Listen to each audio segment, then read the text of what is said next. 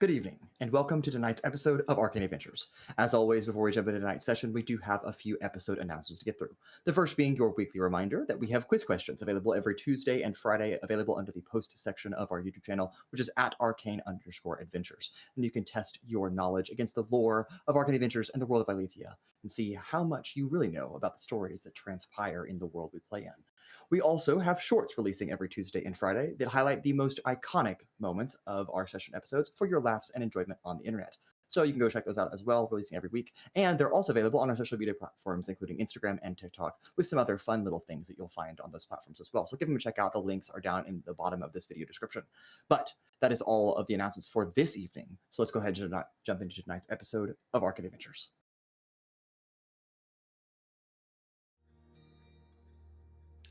And welcome back. Last we left off, Lorem Ipsum in the city of Provenere.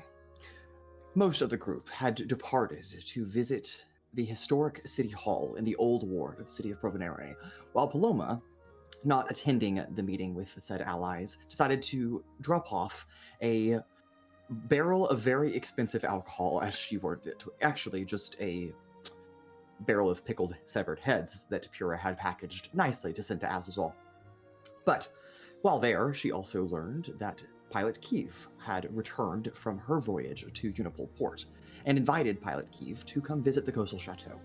Lorem Ipsum reconvening at their estate, taking care of various tasks, Paloma earning the title of Master Monk with Master Kaiko Stormpaw, while we issued orders to our estate and prepared for another time of work and dedication, while Lorem Ipsum prepared for their own journey beyond the reaches of Provenere itself. That evening, as Pilot Kiev arrived to the estate, you all discussed the possibility of using her as an airship pilot to travel and transport all of you to the city of Extolis, where we believe that Wolfon, the shovel, seems to be residing or has some kind of operation here, hoping to gain more in our search for Azazul as well.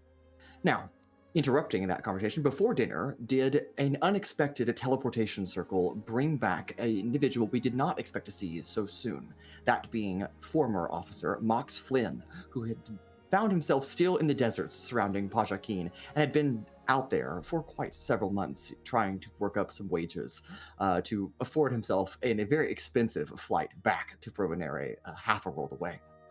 Also, upon learning that various things had been accomplished by Lorem Ipsum in the past, did Mox Flynn decide to stay behind and help not only guard the chateau, but also learn information from Daikyo Moxicorol about their discoveries in Akadon. And that is when Madame Lepori arrived to once again confirm that Kiev would be a great selection to transport all of you to Extolis. Packing your things, saying your farewells, and following Kiev to the skyport, all of you have boarded her airship, the Vostok Listovka, and have now found yourself in the cargo hull of this airship as we are leaving and departing the city of Provenere as its towers and horizon set behind us in the night sky, and open, cool autumn air gushes past as we fly eastbound towards the city of Extolis. And that is where we will open tonight's episode of Arcane Adventures with Chapter 10, Episode 8, Arrival at Extolis. All of you have found comfort below the deck of the Vostok Listovka, not a large airship by any means, and definitely smaller than the one you have all traveled on from the Twin Reservoirs now twice with Captain Ivory Callows. This is a merchant vessel. There are a couple of cabins available for the crew and the captain, and all of you have, of course, agreed to resign yourselves to the hull, where it is not warm by any means. It is quite cold up at this altitude. And will presumably get colder as we fly towards the mountains. But all of you have 12 and a half days of a long journey ahead, and thus, instead of going through each and every individual dawn and dusk and evening, we will instead just say that over the course of 12 and a half days, all of you have the opportunity to do anything that you'd like to do. So, I will turn the floor over to you, my wonderful players, and see if there's anything you find that you must accomplish before we arrive at Extolis. Quick question or clarification. we weren't told Wolfon was at Extolis, if I remember correctly. No, it was the document that you all uncovered with in the archives of the Vakari, in the Thostreth archive in Blixhaven, mentioned that Wolfon was of Extolis. So that is the presumed running theory, I suppose, that we're basing our information off of. Oh, I just remember we just chose to go there because aren't we Ezra's also always there, and I was there, yes, and it's not and, currently. Well, we're also and going robots. here. Yeah. Yeah, I don't remember Wolfon That too. being part of that conversation, so I was like, Yep. did I miss okay. something? Yes, multiple reasons for going to Extolis. We can say that. Okay. Who wants to go first? Mr. Mason. Yes. So, You already know what he's going to say. It's 12 days of travel, yeah? Yeah, that's correct. I will be making 24 vials of acid using my With your 2 alchemy jugs. Yep, fine with me. And, on a more serious note. Okay. Am I, using the wings unit, able to briefly depart the airship? You are, yes. To the point where I could do some scavenging on the ground?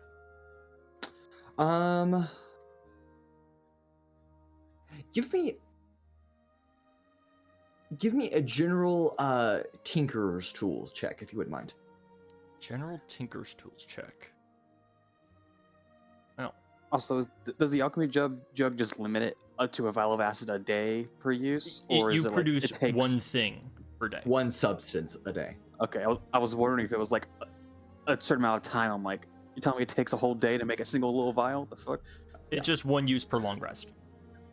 Yeah, that makes more sense. Okay, so you said General Tinker's Tool check? Yes. 28. 28. Okay. I think yes, Altrix. I believe when you designed the wings unit, you designed it with the capacity to throw an extra booster thrust for short-term capacity. Not that has any mechanical, function, but in this particular context, you're able to basically fly somewhere and then catch back up to the airship. So long as you're not doing it excessively, I don't think that would be a problem. Very cool, very cool. In that case, in kind of the latter part of our journey, as we're heading through the mountains, yes, I would like to go out on a bit of an expedition to search for some reagents. Okay. All right. If you will give me a nature check, please. Yes. The search for plants continues. Because there's a couple options here that require mountains. Is there a convenient mass grave site on one of these mountains for no particular reason? We'll see what Altrix rolls, and I'll let you know. I find 8 of them. Yeah. Mount Everest. All right. You said Casually. nature? All the graves. Yes, I do. Get back. 21. 21. Okay. With the 21, I want you to tell me what you're looking for, particularly. I'll pick one reagent. We'll see. I guess the one that's probably most synonymous with you would probably be the winter diamond plant. Snow-capped mountains greater than 15,000 feet. Okay. As you are departing the airship, I think on a 21 nature, before you get too far away from the airship itself, I think you realize that in order to hit the Iadawel peaks that reach 15,000 to 20,000 feet, you're gonna have to go substantially inland, away from the airship's voyage here. So I think on a 21, you are aware that what you're looking for, you will not find in this particular voyage. Gotcha. Could I then ask about the pink puff? You can indeed. All right. With the pink puff, again, we are on the rolling foothills of the Iadawel Peaks here at the cusp of the Iadawel pine forest. With that said, as you begin to kind of touch down, moving further past the pine forest and into the rolling foothills of these mountains, You are looking for a small flower. Its name is what it is. It's a small pink puff. Looks like a little pink cotton ball growing on the ground. And as you are kind of on the latter half of this journey, the last 6 days or so, have kind of departed the airship, touched down, looked around for a little bit, and then as the airship was getting out of view, you decided to catch back up again. And kind of been leapfrogging, I suppose, with the airship as we're flying here. And I think towards the end of the journey, as we get closer to our destination, you find a single patch of 2 pink puffs that are growing near us, like a wild raspberry bush. But just as you arrive, you watch as an injured animal, a deer, kind of clops up and look like doesn't quite notice that you're arriving yet. You're kind of like swooping down and leans down to eat one of these. And as you touch down, just before the deer darts off into the woods again, you watch a visible like large gash, probably from a bear, on its like back left flank, just like seal up. So it ate one of the 2? Yes, there's one. Crazy Mason. I was gonna say, 21. could I shoot it to make sure it doesn't? No, you cannot. All right, fine. All right, well, one is better than none. One is better than none. I take it that's all you're gonna let me do for this journey. I can't keep spamming. Fair. That's correct. This is the vast accumulation of my searches. Yeah. Well, but now think about this. It's a puff, so it's a fungus, correct? No, this is an actual flower. It looks like a puff. Yeah, it looks like a puff. It's more like a piece of cotton that's like growing off of a little stem. It's kind of. I was gonna say, just like get a jar of all its spores and make more. Yeah, it doesn't have those. Well. Yep. Okay. I suppose I will check if I have any crafting to do, but other than that is me. Okay, wonderful. Vellmon, I know you had quite a few things you'd like to do aboard the voyage here, so take it away. First thing, probably on the first day or so, would go find Genevieve, but we're all like having a yeah, there's not a lot of there's no privacy aboard this vessel. The bathroom is like it doesn't even have a door. There's a set of crates that you have to walk around, and then there's a bucket, and that's the bathroom. And then all of your bedrolls are laid out less than 20 feet from that bathroom. That is, and then you have the upper deck where that's just open air where there's cargo nets. And how much are we paying for this thing? A substantial amount, but it's I will not lie. It is over 66% cheaper than what you would be paying for a commercial airliner. To fly. We paid a lot, and we're shitting in a bucket. Yeah. Yep. Welcome to high fantasy, guys. Crazy. Even though we established that there was plumbing. Yeah, not on this airship. But so, Vellmon will find Genevieve. How are those propaganda drafts going? Is Pura and I are working on the propaganda, right? Yes. Okay. Pura would like to help too. So would it make sense that Pura and I are like together, right? Or is Vellmon finding me like maybe when maybe Pura went to go like grab something while we're working on it? If Pura is like there with you, he'll still approach. Okay, cool. Genevieve's she's got some ink and she's kind of sketching out with Pura. They've kind of planned on something that may be, effective. Yeah, I think it's going fine. I think we've got a good start. So yeah, hopefully we'll get where we need to be by the time we get there. Yeah. But whenever y'all do get it on a solid design, let me know and I can help y'all copy all of those. But also in the meantime, since I know you've been struggling and feeling useful when it comes to fighting, I'd like you to have this. And Vellmon pulls out from his his bag of holding, because he has one now. A short sword with. Is it a sword or is it a dagger? It's a short sword. And hands it to you. We semi-recently acquired this from one of Azazal's friends. I've held on to it for a while, but it's very helpful. I'd like you to have it, and that could help you do a little more for yourself when we're fighting Aspinus and his goons. And you can add Vilebite to your inventory.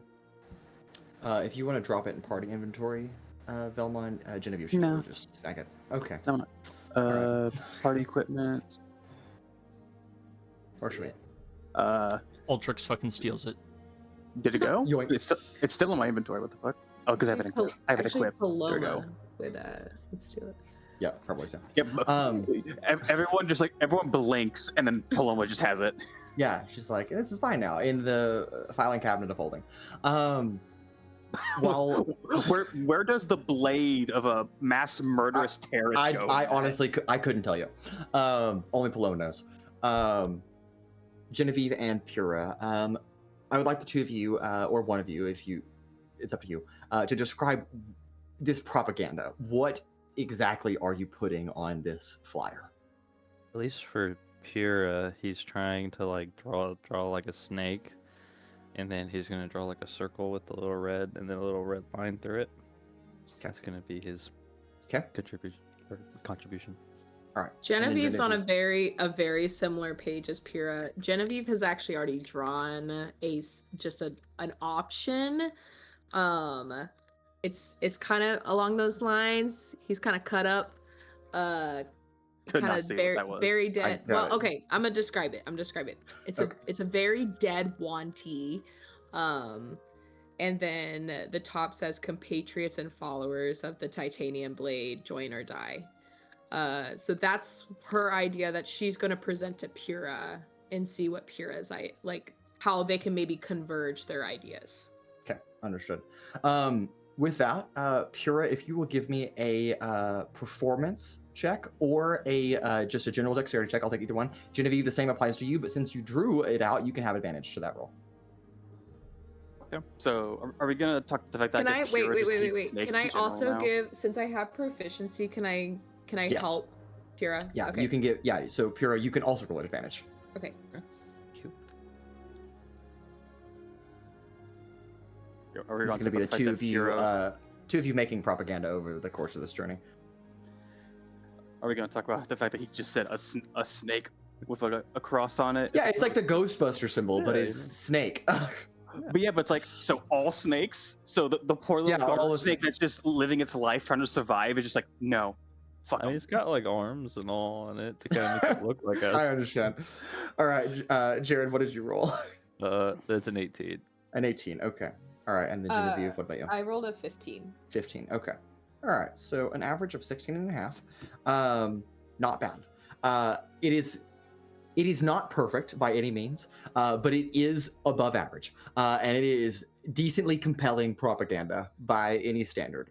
And I think as probably take a day or two to finalize this one draft that you've been working on, and then you can hand that to Vellmon, who has magic that can assist. Do you want to like worry about the ruling on the spell, or just for the sake of No. fun? Yeah. Okay. So Vellmon temporarily for like a day becomes just a fax machine, just Yep. And then we have. How many copies would you like to make? I'll just ask you that. yes. Well, Marigold said we had like 6,000 stacks of like paper, or not 600 stacks of paper or something like that. Okay. If you would like to use all of those, that's fine. Leave them a little bit. Sure. Okay. We'll generally say you have 5,000 copies. We'll go with that. Bet. Okay. Understood. 5,000 copies of propaganda in whatever filing cabinet you guys or bag of holding you wish to store it in. Is there like a do you know, kind of like a bomber has like a drop door? Yeah, this airship is not that Echo fancy. going? Yeah, if you could put it in a box if you can find an empty box, and then you could just like throw it over if you wanted to. But yeah, there's no door. No, because if you throw it over, it'll just break on one spot, and it's all right there. You want to spread it out. When we guys fly figure it over out? when we fly over the city, we gotta everyone stand out and just start tossing out papers. Okay. Good. Understood. All right. With that, anybody else have anything they'd like to do over this voyage? Who wants to play some Yes. cards? Okay. Since Vellmon has given Genevieve this weapon, it says it's a martial weapon. She knows how to use simple weapons. It Does- was a finesse simple, I believe. Is On it a that. short sword or long sword? Short Short sword. Short sword. Short sword, I believe, is martial, but like Yeah. classes I like am monk concurring. have like a thing that's like simple weapons Yeah. or a short sword. Yeah. Well, it has the finesse and Finesse light is- dex properties, and I thought, That's a separate thing. well, aren't bards proficient with finesse and light weapons? Oh, swords bards. College of Swords. and Swords other are ones. valid. Cole, you lied to me. I thought.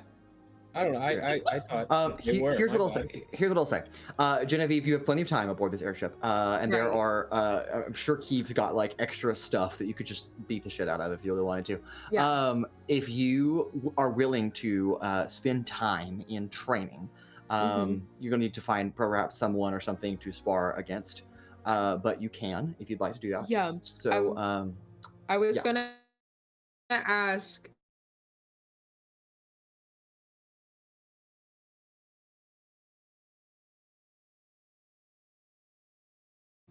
If I could with Okay. with Marek and probably Yeah. Paloma if she has time, like a little bit of both, two Sounds different good. fighting Um, styles. she will. She will not help you. She will just beat you and walk away. Love that. If Marek and Paloma are helping, they don't need to roll. Genevieve, I need you to roll. However, we'll go ahead and just have a general athletics check. I think is fine. Did she Unless get you- advantage because it's If you'd It's all like about- to, if you'd like to focus more of it like a dexterity into it, you could. I would not mind acrobatics instead of athletics if you feel more confident in that ability. No, you do not get advantage though. but I didn't get to Okay, explain why. No. It's Nice. gonna be a 23. Don't make it be waste. Okay, never mind. It's a 23. 23. Yeah, see, she didn't need it. It gaining proficiency in anything doesn't come overnight. But a 12.5-day voyage when you're not doing much other than making propaganda copies is plenty of time to practice a new sword fighting technique. And Genevieve, over the course of this voyage, you earned yourself proficiency in martial weapons, at least for this particular short sword. If you want to, I'll say if you want to expand to other martial weapons, you'll need to kind of work on more. But I'll give you that proficiency for this particular weapon. Heard. Okay, Great. thank you. Okay, All right. everything's good. Everything's good. Yeah. Now back to Sizik. Sizik, I believe you. Owen said that. I was like, wait, no, she is. She No. is. I literally looked at another character I had. It was a bard, and it said simple weapons. Man, I don't. Yeah. Sorry. Now Sizik, you were asking if anybody wanted to play cards. Yeah. What kind of cards? It's regular old set of playing cards. Just I mean, whatever like, game. And yeah, Genevieve doesn't need to know she's gonna play. Sweet. Greg will also play. Sweet. Pura, do we want to make any bets? I'm Or, not going you know, to. Have like a little pot? Gamble? I just spent all my money on something I can't remember. Oh no! I got it back. That's right. The pot is who can use the poo bucket first. Marek What? has already done that. So if we win, You That can one- go first in the poo we can go bucket. first. Oh. Okay. Yeah, Are we just moving in the bucket and throwing it off the side of the ship whenever we're done with it? Yeah, that's basically how it goes. Yep.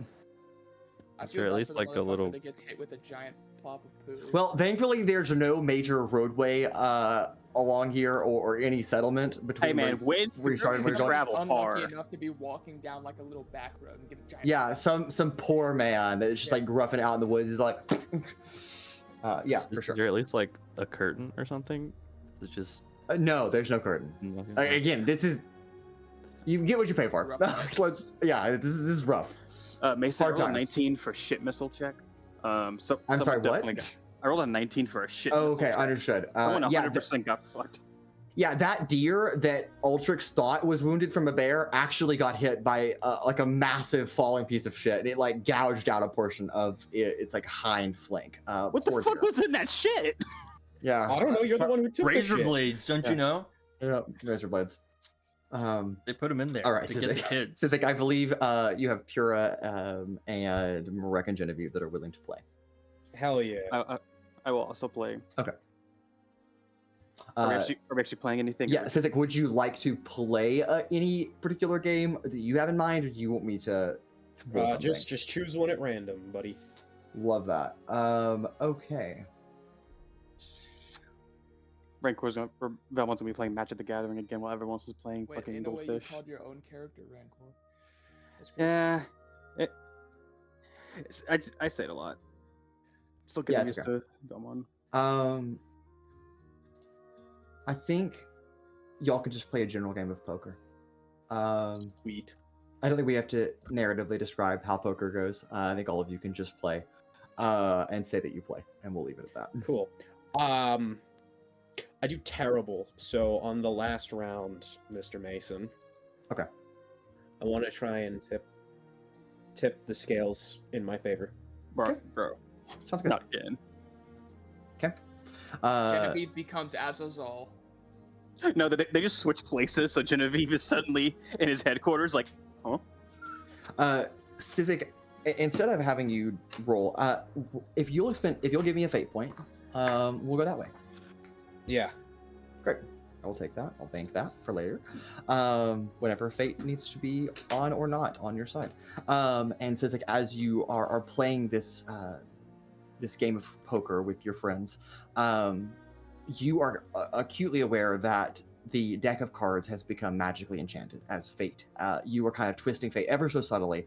Your other companions do not notice that you are doing this. And if you'd like to describe how this works. Cool. Yeah, so I'm just sort of like pushing my source of magic into the cards from like my fingertips, trying to hope that, you know, it'll expand to the rest of the deck and then get me what I need. Sure. And card by card. Actually win a round. Sure. Okay. And we've already talked about this, but you gain the ability to recreate this particular spell in the future. Sweet. And let's see how fate determines. Fate, unfortunately, did not choose you today. And the card you draw is not good. So you still end up losing the final game. But hey, got something. It's all right. Okay. Vellmon lost every game. Yeah, I guess that's between Genevieve and Marek on who won. Or Pura, sorry. Oh, I wrote the 12. Nobody, the house won. Okay. I didn't even roll because I don't know how to play poker. So Vellmon 100%. Yeah, just roll a d20 and we'll just determine the highest number will win the rounds of poker. What'd you get, Jared? 18. Damn! We should not have had Jared roll right now. Jared only rolls when we're playing poker. When it comes to drinking and gambling, he always He's gets. gotcha. This is his one Guys skill. have extra luck. Yeah. When it actually matters. Yeah. Genevieve, Like what did you roll? It's a straight roll, right? Yeah, it's a straight d20. Yeah, 14. 14. All right. Genevieve, you find yourself runner-up on every single competition, but Pura takes the cake and the pot and earns title of morning shitting rights in the poop bucket every day for the rest of the voyage. Yep. Or Absolutely rather, loving. if he doesn't need to shit in the morning, everybody else has to wait to shit until he shits. That's actually terrible. It's like you can't go to the bathroom until I go to the bathroom. Just That's hold it. awful. Hold it hostage. That's actually awful. I hate that. He also but has okay, a great. really high constitution now, so he can hold it for a while. But Raylan Voss is with us as well, right? She is here, yes. She was the only Yeah, one who she's- came with us. That was Yes. additional, right? That's correct. Because she's Mox was like, just- "Oh no, I'm gonna stay with Daikia." Yeah, that's what happened. What a nerd. We save his ass, and he's like, "Nah." Like, bye. Akadon's more important. See ya. Yeah, that's pretty much happened. All of you, just kind of aboard the Vostok Listovka, are aware that there are like 3 crewmates working with Pilot Kiev. Targan is kind of the first mate, so to speak. He tends to kind of tell you all to stay out of his way and stays out of your way while he's getting his business done. Wendy is the navigator, so she's often in the pilot's quarters with Kiev and is, directing the ship's travel, so you don't see her very often. And then you have Pilton, and he is kind of, he's the one that's washing the deck, and he is cooking for the crew, and every time that any of you get close to the kitchen, it smells horrible. And you are like, maybe it's good that we are eating rations instead of whatever that is. And I think the crew are just there. They don't interact with you guys much at all. Is there anything else anybody else would like to do while aboard the voyage? I have some other stuff, but I want to make sure everyone else gets their stuff done first. Okay. Yeah, I got one too, another one, but okay, I'll hold off for a minute if anybody else has anything. The 3 people who have done nothing. They didn't do nothing. Like they haven't done training anything themselves. They haven't done anything themselves. Sure. I think Genevieve's gonna be trying to prepare, obviously the propaganda, but then also her proficiency in the weapon that was received. So I think we're good. Sure, sounds good. Are there any reds aboard? Oh God. Make a nature check. Just gonna hear a It's gonna quiet. be a very low DC because it is a merchant vessel, and a rat is not uncommon. So Yeah, I mean, that's a 4. A 4, really. Okay, the DC was a 5. Unfortunately, they keep this ship tip-top shape. No rats aboard. However, Good. I will not. I maybe understand what you're going for. There are a number of birds that you could just like snatch out of the air if you'd like. If you're really looking for something that has blood in it. I mean, yeah, a Pura would probably just be trying to like study more of like blood magic and just use the birds as test subjects. Yes, wonderful. On the diplomacy. I have a curious, so Okay. If I like study blood, is there a way I could get like proficiency in like a nature check or anything like that? Understood. I think if you dedicate the time and the resources to doing such studies, I will reward the effort in that regard. Okay. If that makes sense. Pura would like to study the birds. Okay, great. I think what I'll do here, Pura, is you're gonna need to write this down somewhere. But the next let's see, let me roll here. Okay, the next 3 checks related to your hemomancy, whether that be attack rolls or any type of ability, investigation, anything related to your hemocraft and blood magic, you will have advantage on those 3 rolls. That will expire. Those advantages will expire if you don't use them by the end of. If you guys return to Provenere, they'll be gone. So basically, while you're in Extolis, you have those 3 advantages that you can use the next 3 rolls you make. With any hemocraft. Yeah, any hemocraft roll. Yeah, so it just automatically applies to the next 3 rolls you make. Just make sure you have that at advantage. Okay. And I think you can spend your trip, studying the animals and killing a few, but also trying to manipulate the blood directly inside of the animals without killing them, which is a much more difficult skill to master. And as you're dedicating time to that, slowly advancing your studies, I think that's where that advantage comes from. Yep. Okay. All right, Marek, anything you'd like to do? No, I'm just training with Genevieve. Okay. All right, that brings us back to Sizik and Vellmon. If the 2 of you, you have other things you'd like to do, so. Well, since since Dan said that he'll wait, I'll go. I just want to try and get a hold of Stelia. Okay. In what capacity? Just gonna kind of pray and try and ask her for some additional assistance, for what's to come. Okay. Go ahead and give me a religion check if you would not mind. I do mind. Okay. But I'll do it anyways. Sorry. Okay.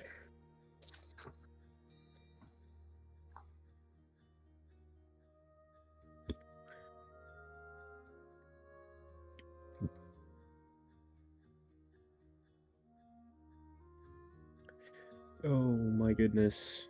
Why is my... There it is, okay. That's not too bad. Mod 20. Mod 20. Okay. How do you pray to Stelia?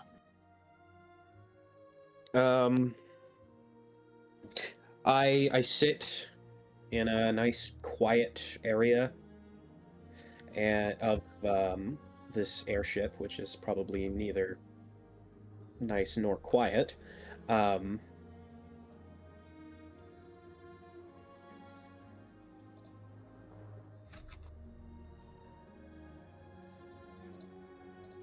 Is there anything else you'd like to do to prepare for a time of prayer? Hello? Yes, I'm here. Okay, there we go. That's weird. Okay. Yeah, so I sit and I kind of just try and let the magic do its own thing, kind of swirl around me as I just Sure. Okay. take some deep breaths, focus, and try and connect with myself and with her. Okay, understood. Focusing, kind of find yourself at the back of the ship. It's loud as there is wind, kind of blasting by with speed. But in that, perhaps noisiness, there is a reminder of calmness and, in this particular sense, direction. As the ship is leaving a tail behind it as it journeys forth eastward. And I think in that focus on direction, you focus on fate and find almost flying with you are the threads of fate that seem to trail endlessly behind and before, as if the ship is following one of many possibilities as it journeys through the air here. As you reach out to Stelia, you do not immediately feel the presence of your deity. However, knowing that you see the threads of fate is perhaps enough to know that the person who oversees the fate is also there. So, in this meditation, in this time of prayer, what are you looking for, Sizik? I'm just looking for any sort of assistance that she may be willing to give, considering, everything is becoming more dangerous, not just for myself, but for my friends here. So anything she's willing to offer to help, I will take. Okay. In this particular time of focusing on fate, knowing that fate ahead, where you're going, could become quite convoluted, quite risky. There are infinite possibilities that came before you, and there are infinite ones behind you. And there is a weight of reality that sits in as you really think about the truth of that statement. And in doing so, if you'll roll a d20 unmodified for me, please. Okay. I like the blue one. Okay. Ooh, 18. 18. All right. Sizik, the universe, the multiverse, I should say, lives within your veins. At the same time that you are a mere speck in a vast cosmos, you also carry the great weight of possibility, chance, direction, determination, fate alongside you.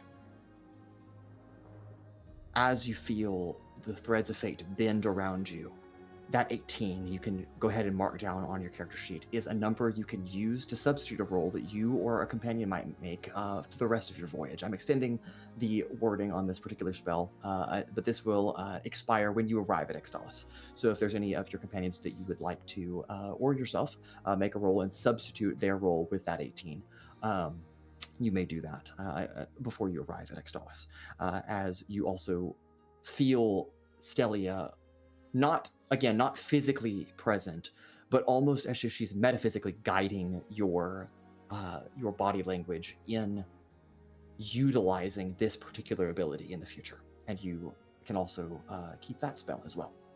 Yeah. You have grabbed hold of the thread of destiny. Hell yeah. Thank Okay. you. You're welcome. Vellmon, I believe you had something else you'd like to do. Since you said there's like no privacy here, is the bow is the very tip of the ship, correct? Sorry, I'm in the Navy, but Bro, what the fuck? sorry. I would answer, but this is Yes. quiz time Yes, for it is. Mason. Shut up. Yes, it is. Crazy. I didn't really think of it for a second. Sorry. I'll go to the bow of the ship and sit down and go into Shoni's palace, where it will be on the outside. I'm not private, but in everything will be quiet for me. Okay. I was gonna have another chat / reflection with Shoni. Okay. Is there anything in particular you'd like to reflect on?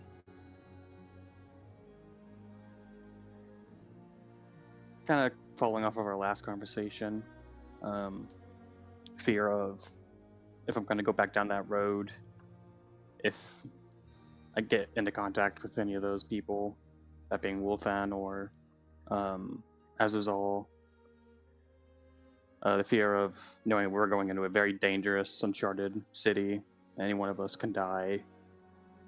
And as far as we know, this whole city's probably under Azuzal's finger.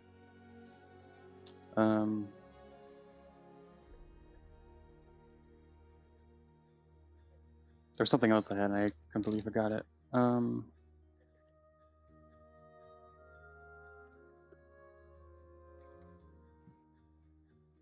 It's all right.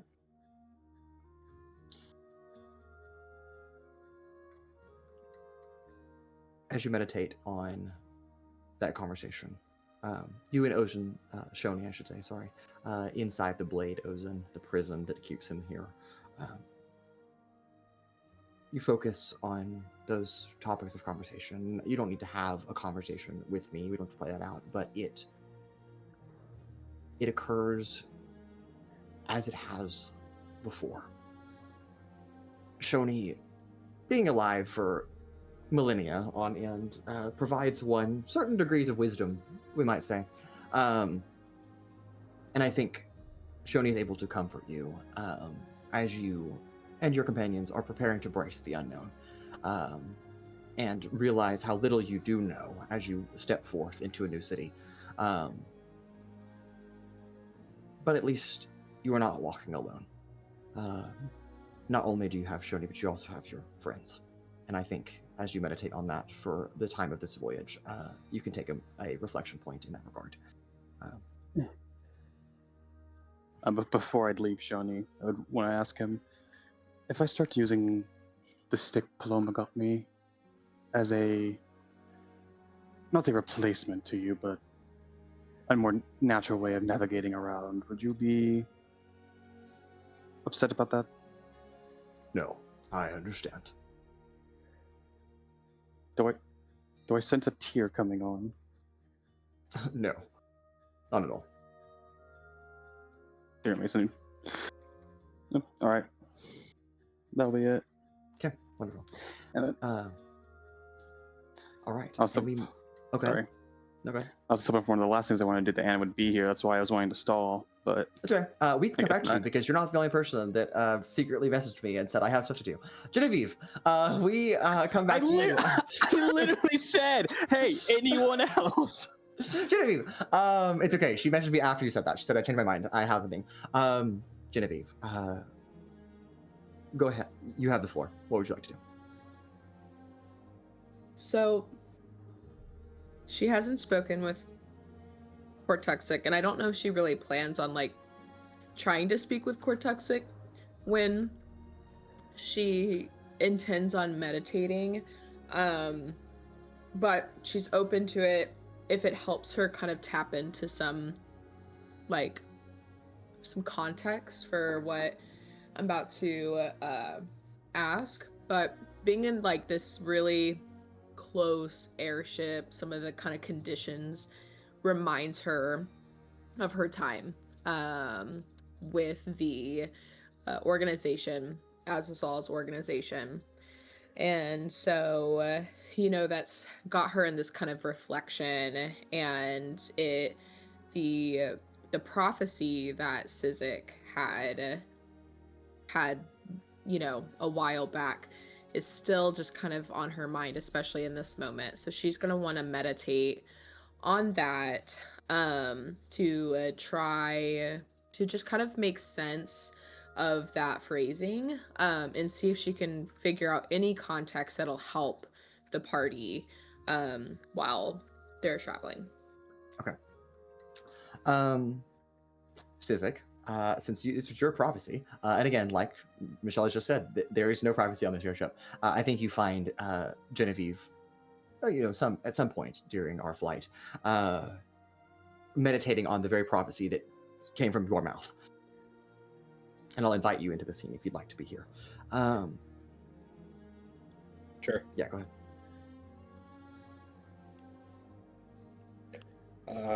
Hello. Hey, I'm so glad that, I've been needing to ask you the prophecy that you shared, or I guess you didn't really choose to share it. It was kind of shared for you or for us, I guess. It's your third prophecy. I think I remember when I was listening, the 1 to death, 2 for woe, 3 a place you should forego, 4 is best when read from right, never start ahead of night. Do you when that happened, was there anything, did you see anything, did you feel anything, anything with that? Not particularly, no. It was just it was, think of a literal out-of-body experience. Right. Have you ever tried reflecting on your prophecies to see if you can tap into them? Not particularly, no. Do you think there would be any harm in trying it? I don't know how your fate magic works, but I mean, I suppose so, but I believe that the purpose of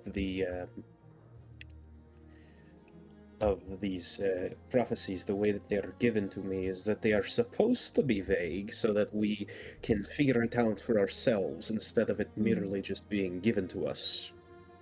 Right. Well, I guess if it helps to that point, that prophecy, I think I remember telling you or all of us that I remember that I remember that phrasing. Quinny, the lieutenant that Paloma pulverized, she had said it to another lieutenant of Azazal. It was kind of like a hushed thing, but that's really all I remember. But it has to do with all of that. I'm just I think it would be helpful to have a little bit more insight into it, you know, especially given why we're going to Extolis. Right, yes. Sure, yeah. I mean, if we are capable of figuring out what is more specifically meant, obviously that would be helpful. You're not able to remember the context behind what they were talking about when they had said it? Mason, does Genevieve recall the like context, maybe some missions that were happening around that time, anything like that? Make a history check for me. Okay. And unfortunately, you do have to make it a disadvantage, just because this is a very tight knit thing. So.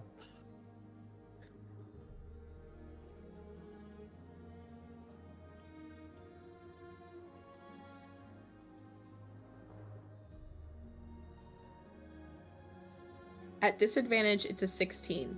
Wow, not bad. At that particular point in time, you and Marek were not on the same mission team for a brief stint, we might say. So you're not quite sure where Marek was, because you weren't purview to other individuals' operations.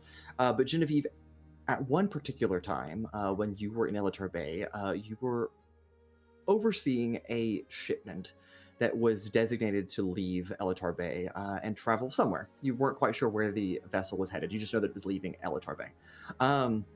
It was you and your team's assignment to board the vessel after it departed the harbor and swap out a series of cargo aboard the vessel and replace it with a different set of cargo. You never looked what was in the boxes. You're not sure what they were transporting. But it was the conversation with Quinny, who was overseeing you and your team's operation that was handling this. Quinny was responsible for teleporting all of you to this vessel, basically getting you on the boat, and it had to be in line of sight. That had to happen. This conversation that you overheard with another lieutenant happened a few days before you departed. And you remember it was Quinny saying it to this other lieutenant who was on some other operation. And you are definitively sure, based on the information that was provided to you in that meeting debrief, basically, that while you did not know what the cargo was, you knew the cargo had to be replaced with cargo from Extolis. So it wasn't originally being sent out, but it had to be replaced with cargo from Extolis. And knowing that and kind of putting this piece back together, you wonder, on a 16, I cannot tell you for certain the answer, but you are curious as to perhaps that other lieutenant had some kind of operation in Extolis, where what you understand now to believe that is where Wolfon's operation to be, especially given that it is a mining settlement. I think that context is all I can give you on a 16, but I think that perhaps sheds some light on what was going on. Okay. I will kind of share with Sizik what you shared, but through like Genevieve's memory. And so just kind of thinking out loud, I think she'll also kind of bring up like with that information and then gathering like recent information from the interrogation, where we learned that a area of operations in Extolis is Spadewell Mines, or allegedly is Spadewell Mines. And then knowing just kind of the shovel working out of Extolis, she'll be kind of sharing that information with Sizik. And she fully intends on telling the party as well, just to kind of keep everybody in the loop. Okay. Sharing what you've said you would to both Sizik and the group. Specifically looking for perhaps more information about what this prophecy could mean. Like Sizik has said, and from the time that Genevieve, you and Marek have been with Lorem Ipsum. Sizik has now had 3 of these prophecies, but you have bared witness to this one particularly. And it is not uncommon amongst the other members of this group to say that, hey, we don't really know what these mean. We kind of figure them out later. So Sizik is not, lying to you when he says those things. However, I think as the both of you are approaching this particular prophecy with different perspectives, I will permit one of you, not both, to roll. You guys can decide who is taking this chance to decipher something. Is it a straight roll, or are we rolling a skill check? I think I will let you justify what role you believe is pertinent for either one of you, but you guys need to decide which one of you is rolling, because the person will give different context to what you're looking for. Since we're all so close together, can I have him just walk by and be like, hey, yeah, guidance? Sure. Yeah, just walk by, guidance, and then you're like still faxing papers. And maybe a little bit of a bardic inspiration. Maybe I'm playing my lute while we're talking. Sure. Yeah. Works for me. So, Sizik or Genevieve, which one of you would like to roll? Well, I guess that depends, because, like, my investigation is not, like, super high, but if we're, like... Could I convince you to let me roll Arcana? Yeah, I don't see any problem with that. I can do Arcana. I got a +5 in Arcana. You said convince you, and then you just said, nah, yeah, that's fine. Yeah, it was convincing. I mean... That's all I needed. Can I sleight of hand this? If you can justify it, I'll let you try. But again, I'll only let one of you, the 2 of you, roll.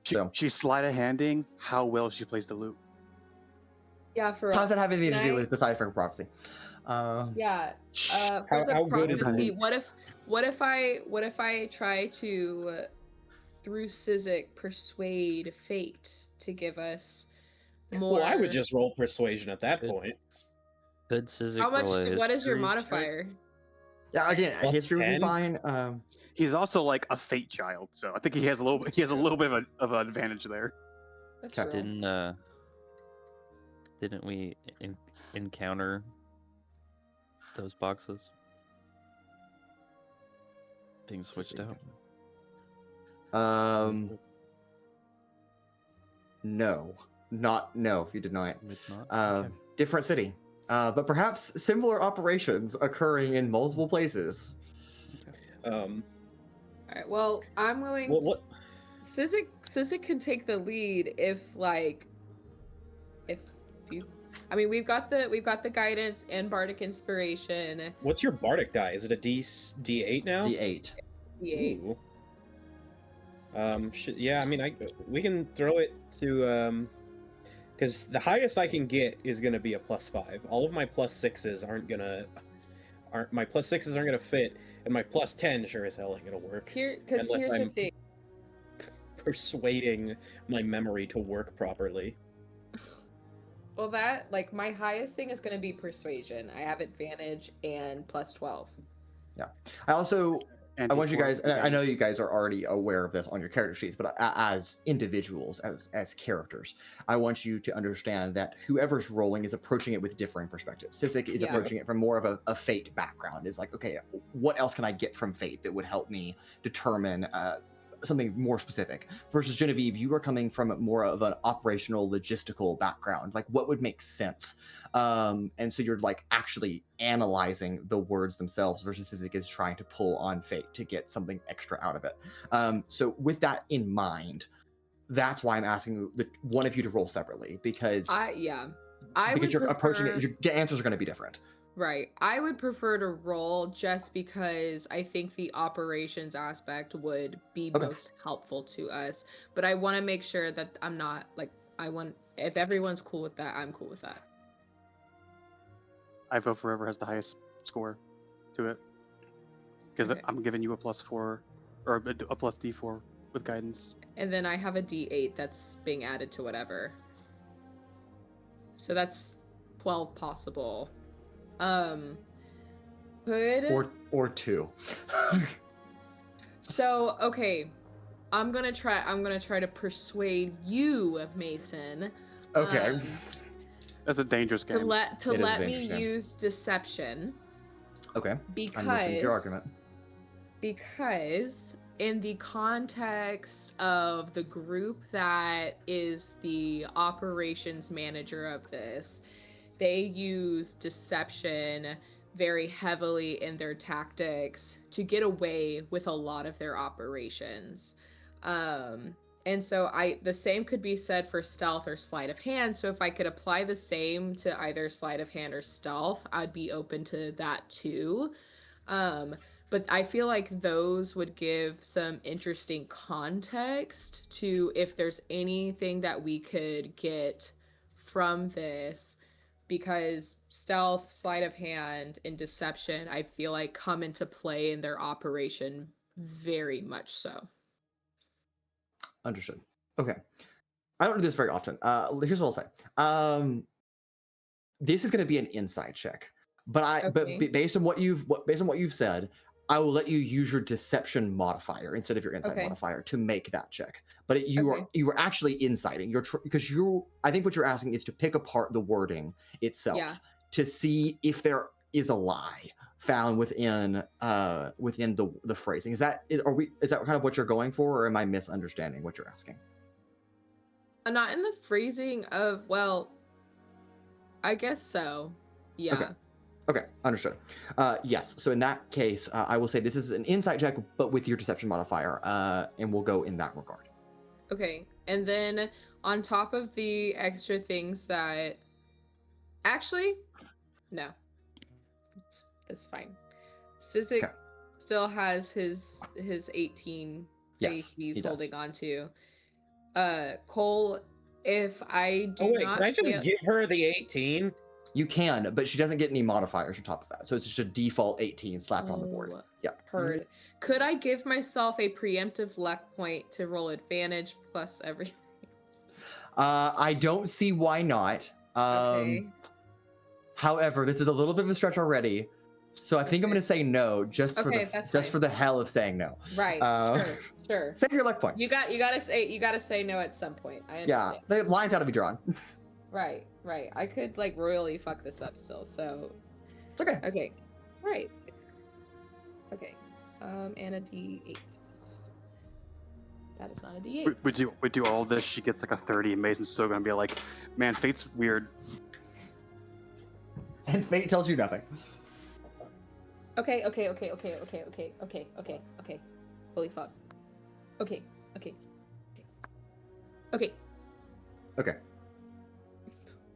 How does a 23 do me? 23. Okay. Is that with my D4? Wait. I'm sorry. I didn't add modifiers. Oh, that 23. Well, you had to add some modifier because you can't roll a 23 on a D20, but no, I rolled an 18 plus the little business, but I didn't add my deception. So 23. Okay.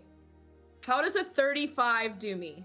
Jesus Christ. That does very well. That changes a lot of things. Bill, do that, woman. Still fails. All right, DC was 36. Yeah, DC was 35.1. You just had to go a little higher. Genevieve on a 35, very impressive. Genevieve, now again, understand that we are approaching this whole question of prophecy, trying to decipher prophecy through my understanding of your understanding of the knowledge of the world and the organization that you've been a part of. And so even on a 35, I can't tell you like the answer because you don't know the answer. Like there's no actual logical sense in giving the answer. However, a 35 is a 35, and I will honor the attempt at getting the best you can out of the possibilities here. That being said, I would like you to pick something. There are several phrases in this prophecy, each separated by a comma. So like that would be like 1 to death, or 2 for woe, or 3 a place you should, so on and so forth. I would like you to pick a phrase out of that. You know what? Actually, on a 35, I'll give you 2. Pick 2 phrases, and we'll decipher those phrases together. So I'm gonna play a little game here on what information particularly do you want to know? Are you looking for? The party, you guys are welcome to weigh in on this decision because this is a mutually beneficial thing to the entire group. So if you guys want to assist on that decision making, you are certainly welcome to, but it is ultimately going to be Genevieve's decision. Okay, this is what I'm thinking. I'm thinking like a place you should forego as one of them, and 2 for woe. I agree. I think 2 for woe could just be you and me though, if they're talking about. I think 2 for woe is the wheel and woe thing that Sizik or that Cole and Mason do, but I don't think that's ever been a thing established in character. So I don't know if we have any idea what that means outside of players. I think it's because it's what rhymed. Crazy. Wild. Mason didn't even like actually come up with anything. He just put a bunch It of has words no together. meaning. It's just like words on a page. Honestly, That that's happened. fate for you. It means nothing. That's most philosophers, to be honest. I can tell you that is incorrect. Yeah, can we get there is a a- meaning to Can all we of get it. a god of fate that's actually like a, what is it? Was it who follows Deech? Yeah.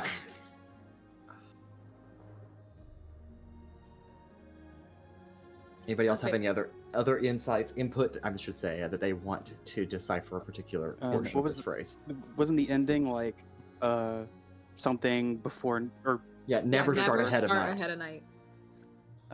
maybe that goes. So don't do it in Maybe- the day.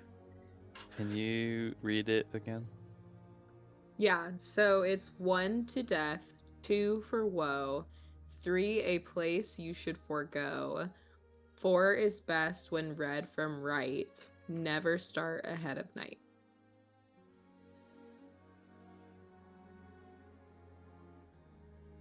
I feel like the 4 is best when read from left to right might be good, just because I don't have any idea what that would mean. I mean, it could mean a few things. One, it could just mean that whatever 4 is read in was written in Hebrew. That is true. Crazy. Hmm. Alternatively, it could just mean that you're supposed to read it backwards.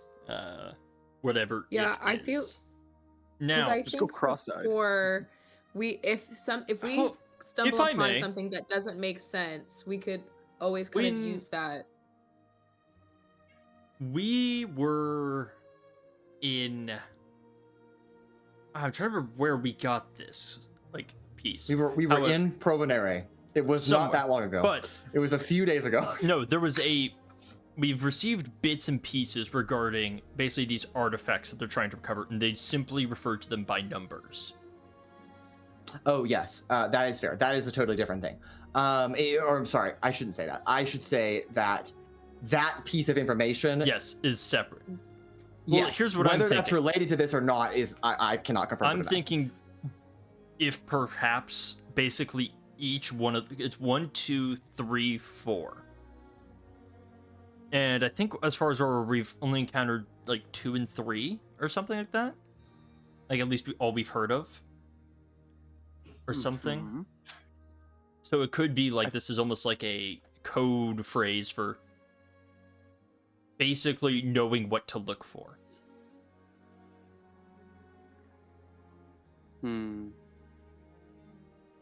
I hate that you make sense.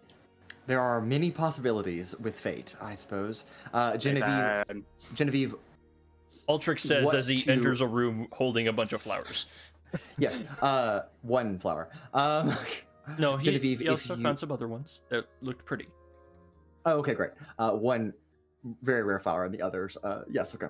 Genevieve, what 2 pieces is ultimately you asking this question? So, I think what would make sense for Genevieve and her motives is that she's gonna want to for sure figure out 3 a place you should forego, and 2 for woe. okay.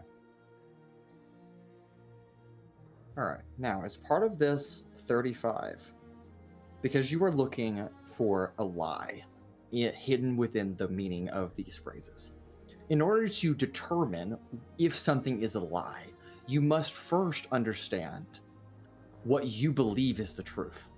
So, Genevieve, those two phrases, 3 a place you should forgo, and 2 for woe. What does Genevieve believe that means? I think Genevieve believes the 2 for woe is like, Paloma Sorry, says. I am talking to my cats. Paloma just walks up while we're all having this very contemplating conversation. Fuck away. Because Damn, I don't have It's so good. You men have invaded the room. because I don't have the Oh, no. notifications for someone joins the call, and I have like non-participants off. I didn't even know Anna was here. I just- turned it once and I was like, Anna apparates in I my. literally I was like, I waved "What at the the camera when she joined. God, I forgot my microphone was on. I'm sorry. I love that. All right, Genevieve, back to you after you've gone the fuck away. Genevieve, what do you? Let's start with throw your place you should forgo. What do you believe that means? in the context of just kind of like her time working in the organization, a place that she believes you should forego or to avoid would be like the path most frequently traveled.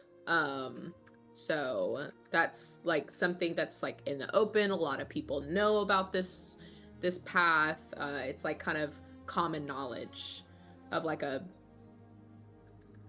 kind of I think that's the vibe. Okay. All right.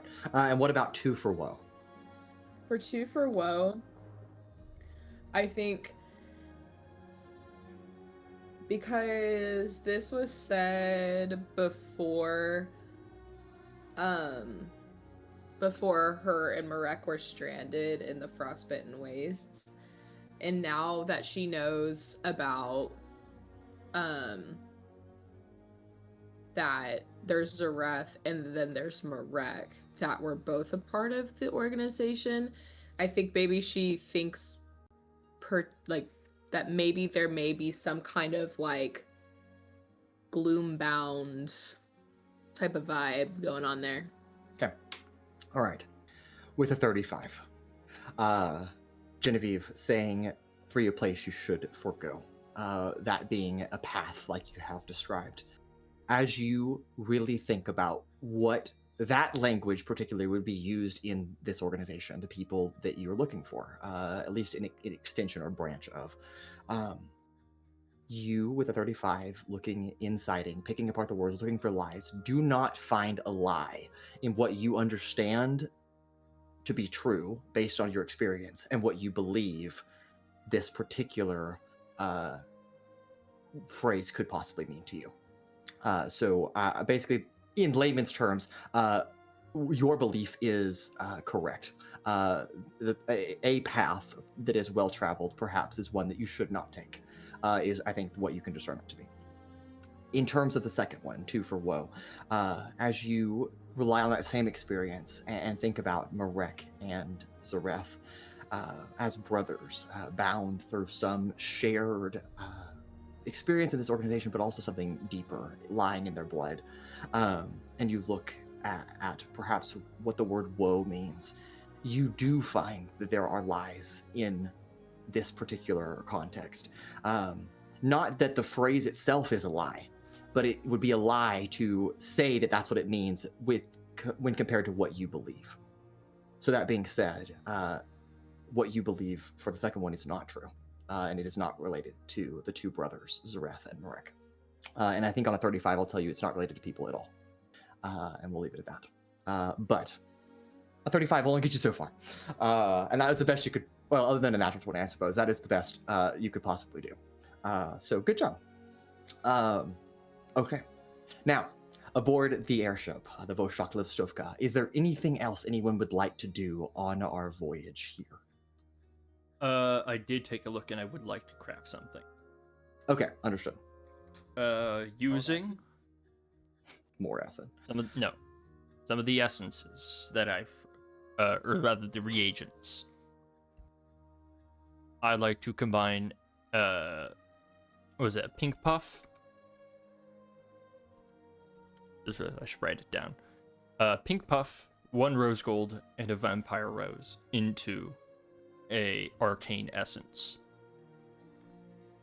Okay, understood. Now, If Altrix, since you are touching the yes, there is no thank you. crafting check required for this. However, yeah, there is a different thing. If you'll make a Constitution saving throw for me, that would be wonderful. all right, let me double check. Owens, you have the right to say no, you don't consent. He actually did. He started doing this, and therefore he did consent to do this process. Yep. Nope. Only to make concentration. Right, you said a vampire rose, a pink puff, and a rose gold, correct? Yes. Okay. 1 poisonous, 1 reactive, 1 curative. Yes. That is a 23. 23. Okay. No ill fate befalls, and therefore, how could you possibly know not to continue touching them? And with the those 3 reagents combined together, you may produce that arcane essence. Very cool. Okay. Anyone else have anything they'd like to do? Anna, do you have anything you wish to do in the 12 days? 12 and a half Marek days. tries his hand at skydiving. It does not go well. There are no parachutes aboard this. And Marek dead. Yeah, Marek dies. Paloma takes care of a tabaxi man infestation. Understood. Thank you. Okay. See, there was no rats because all the tabaxi men ate them. Yeah, that might very well be true. Who knows? Okay. But now that Anna is here, I'd like to do the second thing I sent you, Mason. Assuming everyone wants to actually try and play a small little game in-game. Sure. Okay. Vellmon would have gone in, not hard, but gathered everyone around. Is everyone up for a short little game? I do enjoy a good game, yes. What type of game? It's I guess I think it's called a bluffing game.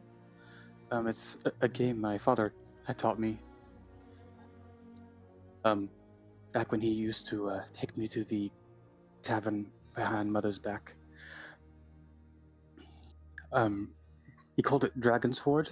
Essentially, we all have 5 coins, and then we all choose how many coins we want to put into our hand, and then we say how many coins that we put into our hand, but you can lie or tell the truth, and then everyone has to choose who they think bet the most amount of coins.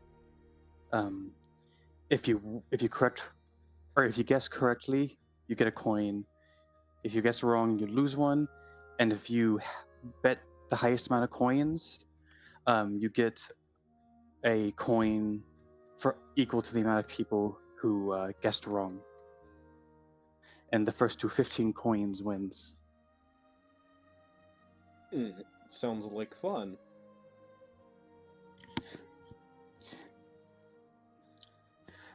If you are down to play that together. Sure. Did anyone not understand the rules to that? Yeah, could you go through one more time? Was that sarcasm? Because that sounded like a little bit of sarcasm. Nah. Okay. Serious. Everyone starts with 5 coins, and each round you choose to place either 0 to 3 coins in your hand, and then everyone will reveal how many coins they have, but you can choose to lie. So you could put 0 coins in your hand, but say you have 3 coins, and then everyone has to choose who they think bet the most, and then if you guessed correctly, whoever bet the most, you get a coin. If you guessed wrong, you lose a coin, and the person who bet the highest gets coins equal to the amount of people who guessed wrong. And then if say multiple people bet the highest, then it'll split between them, and the first to 15 coins wins. Thanks. Dan, can you put that in the general chat, please? Yes. Thank you.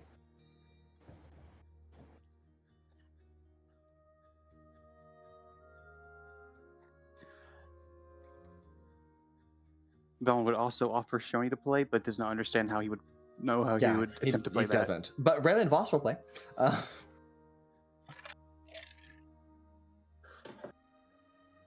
do you mean the fuck? Okay. All right. So, Dan, I'll let you kind of lead us through this since it's your game. Right. And if we want to play this the fun way, as my dad would say it, we use real gold coins, and whoever gets 15 gets to keep the coins. I do like money. Pura's here for pooping rights and the money. All right, Anna, you missed it. Yeah, no one's No, allowed. don't tell her. Don't explain it to me. Don't tell her. Well, no. How is Paloma gonna know not to use the bucket? Yeah. Jared or Pura has placed an alarm spell on the toilet every day. We don't know how he's able to cast that spell, but He has first dibs on the Blood magic. toilet, but no one else can go until he has gone. yeah, it's awful. Actually terrible, but That's not how alarm works, is it? Well, it alerts No, if someone alert- is using the yeah. toilet. yeah, he'll know if someone's using the toilet before him every If day. you use the And- toilet before, we all beat you up. And Okay, well that's not gonna happen. I have to say, I'd like to see you guys try. I have hold person. Fair enough. You don't have hold Paloma though. Oh How many right, times Paloma's can you not a cast person. that? I have Mage Okay. Slayer. All right, Vellmon, go ahead. All right, is everyone ready? Who wants to participate? Yes. Ready to Duck. win. Great old gold in the sky, Mason. You keep track of who's in the lead. Have fun. More work for me. Okay, great. Sounds You good. get to play the game too, Mason. I know I have to play the game and keep score. I love it. It's okay. All right. All right, everyone, choose how many coins you want to put in your hand. Do it discreetly. All right.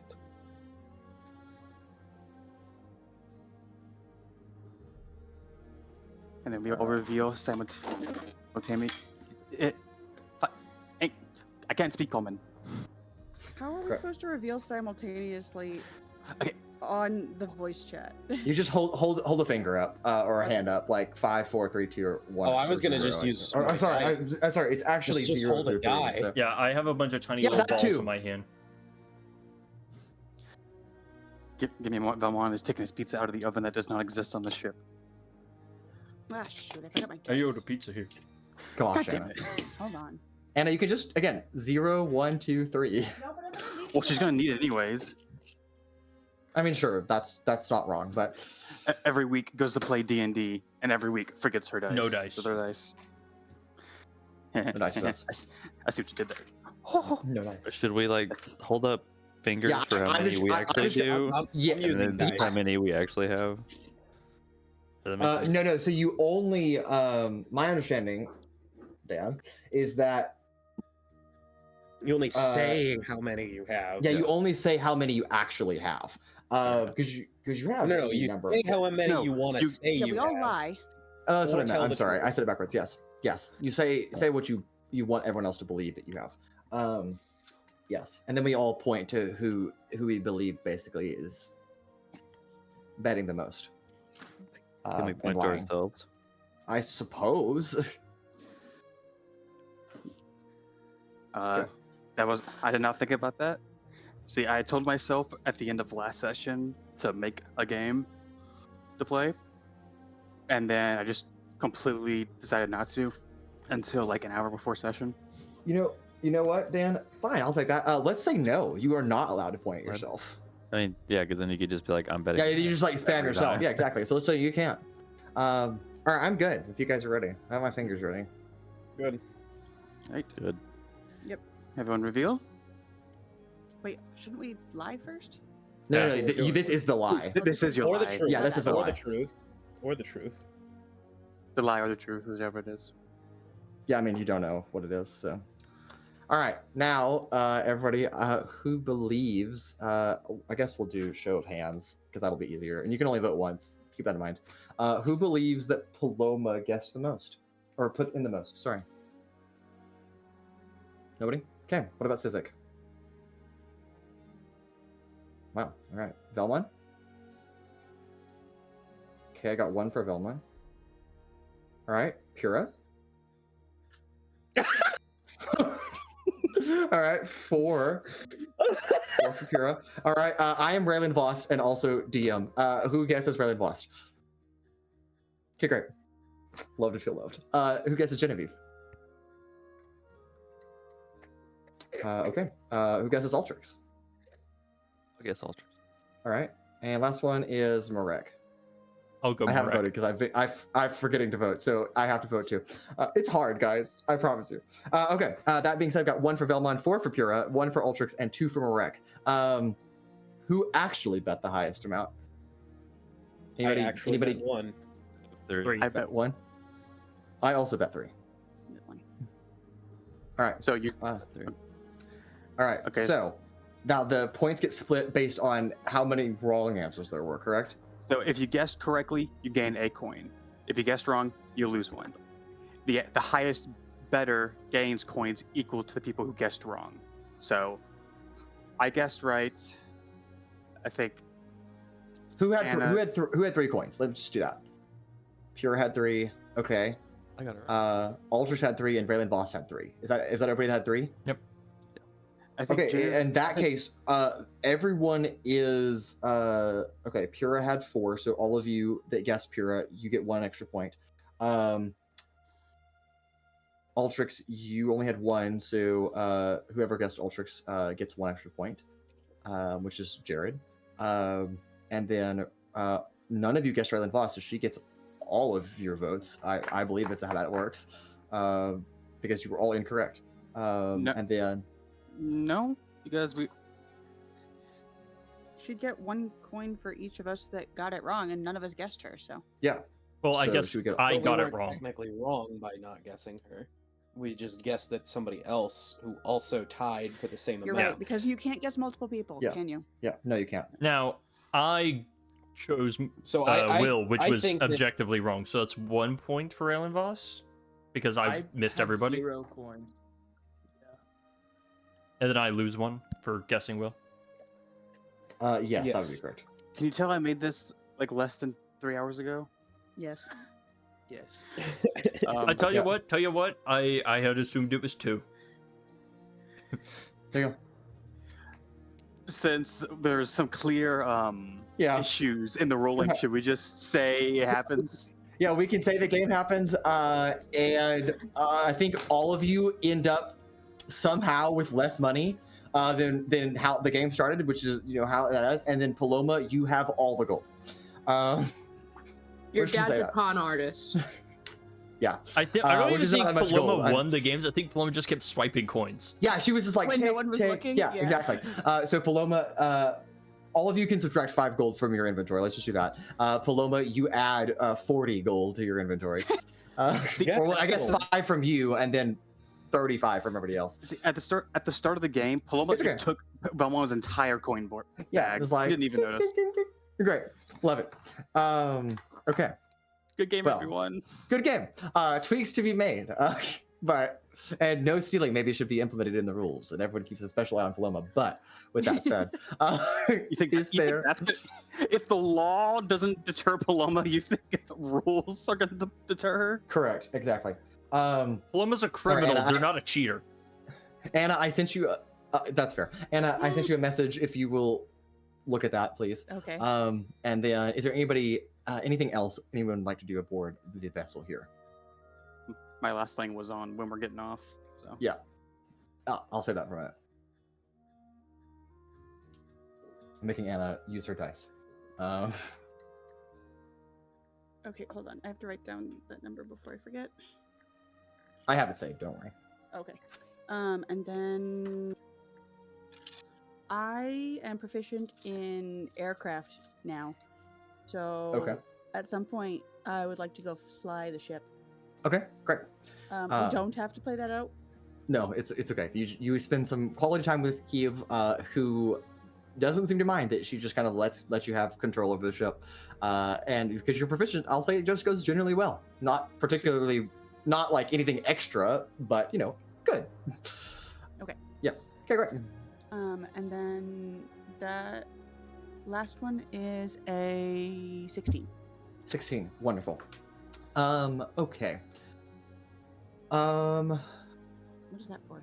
I'm going to send you this later, Anna. But We're gonna die. what I'm going to tell you is that you know the bulk of this now, so that way when I add it to your character sheet, or you put it in there for what knowledge you have available to you, then it's just there. On the 11th day of travel, all is well. Everything is fine. The mountains, the Adderville peaks are you're kind of skirting around the edges. You're not going over the mountains themselves. You're staying on the foothills, simply because flying an airship over the mountains is dangerous. And on the 11th day, that's about midday or so, Paloma, you are piloting the ship. Kiev is drinking a coffee and kind of leaning back against a table, just kind of watching you do your thing. When there is a sudden gust of wind that kind of rocks the vessel just a little bit, not in a dangerous way, not one that you have to overcorrect, just something that kind of catches you off guard. And I'd like all of you, if you're paying attention, not in the hole, Pura, if you're on the toilet, you can't roll, I'm sorry. But all of you that are paying attention and are above deck, if you would make a perception check for me, please. Oh, hell yeah, Is this brother, sight? man. This is, yes, this is sight, so I'm sorry. No. Mason, do I get to make one as well? Yes, you may. Because, yes. Yeah, that's fine. Ooh, we're rolling pretty well tonight. Mod 20. Mod 20, okay. Okay. All right. I just wanted to make sure I do have advantage from Eyes of the Eagle. And I need it. Very cool. 11. Okay, noted. It's better than nothing. Anybody else that rolled? You know what? Altrix I'm a gets an 18. Altrix is an 18. Okay, great. All right, 14. Genevieve, what'd you say you had? 15. 15, okay. And then Paloma, what'd you roll? 25. 25. Okay. All of you, except for Pura, who's pooping. All of you can poop for the rest of the day. Good for you. And Vellmon cannot see, but Vellmon, you do feel the subtle shift of the ship here. All of the rest of you, however, at first when you look into the sky, you think you just see clouds, which there are plenty in this area, but this is not a cloud as it gets closer, catching just a bit of daylight on its feathers. Beaming bluish hued, almost as if you were looking at a prism, kind of reflects Anaris's light. All of you are familiar with what a rock is, correct? A massive, predatorial bird. Okay. This is not that, but it is roughly the same size as that. Paloma, you are the first one to be aware that this is a sky-tide colossus, a massive white-winged aviator, a bird, and it seems to just be cruising kind of in your path, a little curious as to your flight path, as again, all of you are aware that this is not a normal airship route flying across the continent of Venorbia. So it swoops in, starts overhead, and slowly descends until it is flying at about a 30 or so degree angle above the deck, but flying kind of right in line with the airship. And it just kind of occasionally glances over to look at all of you, and it has these long feathers that almost like ribbons kind of dance behind it off of its tail, so it's kind of glistening as all of you are flying. But it doesn't seem to be hostile initially. Can I wave at it? You can. You wave, and it just kind of, it doesn't really smile, but it does what the equivalent of a smile would be.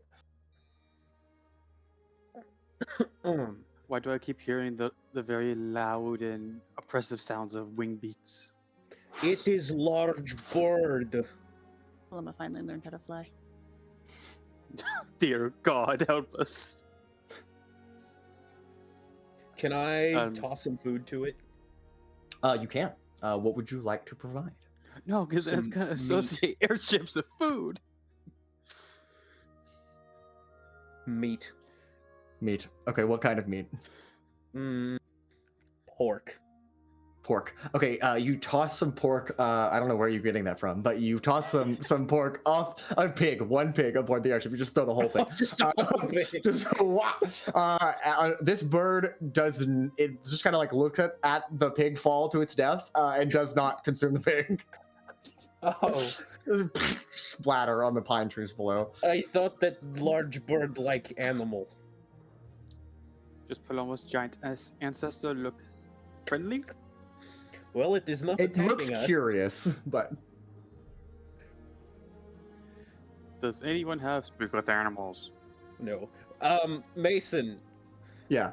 can I roll to discern whether or not this creature would know Sylvan? Is it from the Feywild? Sure. Go ahead and let's see. That'd probably be a nature check. Yeah, probably so. Great, I'm so good at those.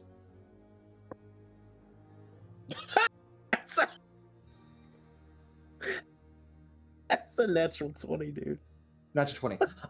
I hate to waste it, but no, it's Yeah. not from the Feywild and therefore does not speak Sylvan. Damn. Wow. I Can- only have a +1 to those. At this time, we are discerning that it's friendly, Non-hostile. It's curious. non-hostile. curious.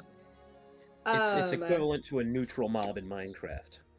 I'm gonna play a encouraging song as it Okay. is on it. It's joining us, hopefully temporarily, on our journey.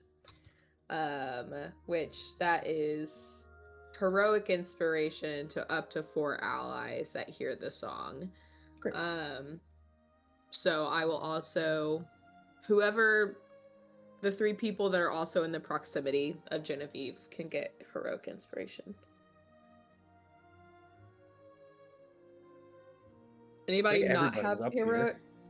Does anyone not have heroic inspiration that would like heroic inspiration? I do not. I also do not. I do. When Okay. did we get that? What? I I was think gonna say, wouldn't that just be everybody wouldn't have it? Yeah, pretty much. Genevieve, don't you get heroic inspiration after every long rest? Yes. That's how. Yeah, that's how. Humans. Crazy. And I do Greatest not race in anticipate you D&D. to read the massive message I just sent you currently. not, You can read okay. that later. You can read that later. That's just information you would know about this animal. It's just a It's horse. It's a massive block of text, I know. Paloma, you have seen one of these creatures before. Sizik, I am unsure if you have seen one, because I think Sizik has been particularly active. But back when you guys were in Straxoris, when you lived there prior to our adventures, Paloma, you remember seeing one of these flying overhead before it settled somewhere in the mountains. Whether Sizik saw that or not, who knows? But just an interesting creature. It flies alongside and for several hours it kind of glides, and Vellmon, you did note that its wings beat, but not very often. Every couple of minutes it'll give itself an extra boost, but it seems to glide most of its time, just kind of soaring with all of you, and after the midday approaches, it seems to lose a little bit of interest and kind of flies away and disappears.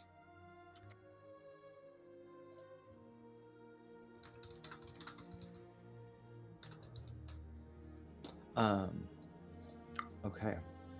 Now, last chance. Anybody aboard the Vostok Listovka wish to do anything else? Who's taking the heroic inspiration? Fair point. I I'll will take take it.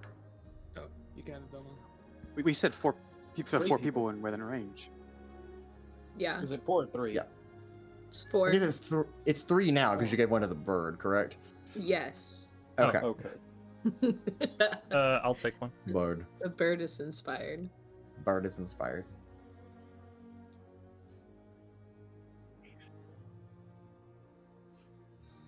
Yeah, we only get those whenever Mason feels generous because we did something fun, and he's That's never. not the generous. only reason. That's not true. The second reason is if he remembers. I have a sheet right here that says "Give inspiration." How often do you read it? Okay. Yeah, Very exactly. often, every session, multiple times actually. It's okay. All right, We're Mason. gone. Yes. On the morning that we would arrive, I'm going to use my the Weaver of Destiny. Okay, great.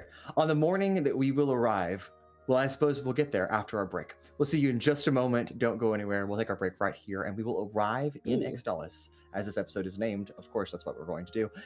The moment we come back from this intermission. See you in just a moment. All right.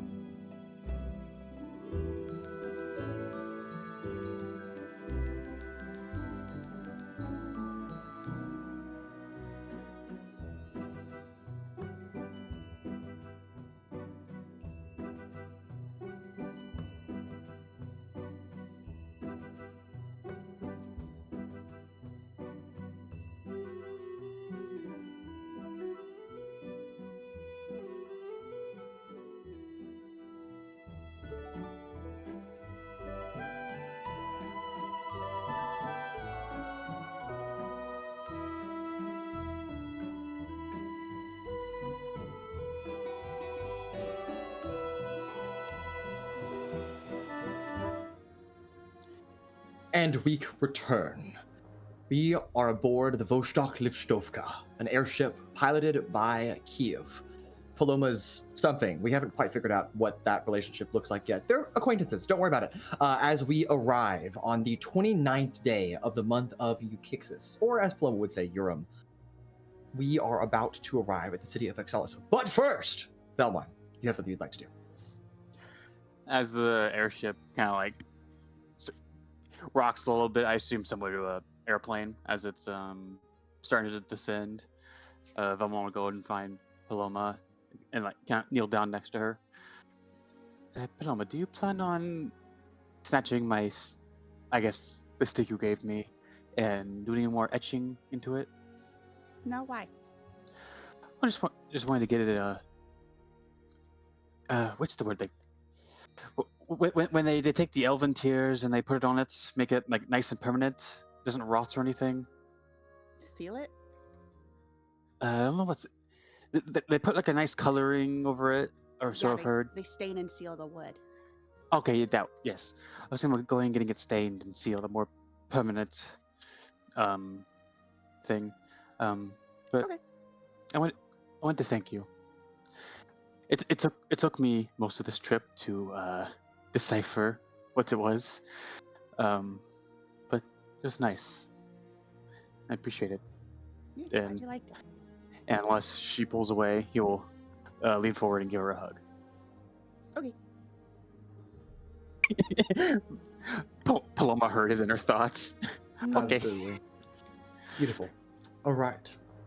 Well, Heave, taking over for Paloma while you guys have this interaction, begins to land this vessel. Now, again, I will remind all of you that Extolis is not a skyport city, and therefore there is no dock for this ship to land, and thus we must land a little bit outside of the city of Extolis in the woods, and we'll kind of hover here.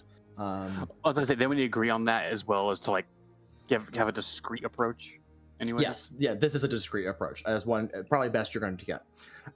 So, as all of you gather your things, we will say that it's midday. Lunch is probably come and gone at this point, but it is right after lunch. We'll say 1 o'clock in the afternoon. All of you can gather your things, and I see that Michelle has something that you'd like to do. So go ahead. Do we long rest? You do. You get 12 of them actually over the course of this voyage. But yes, you do. Motherfucker, Excellent. we had 12 days. Genevieve didn't sleep the entire time. She actually has. Well, now she's dead because that's died. Yeah, she died of exhaustion 5 days ago. Fine.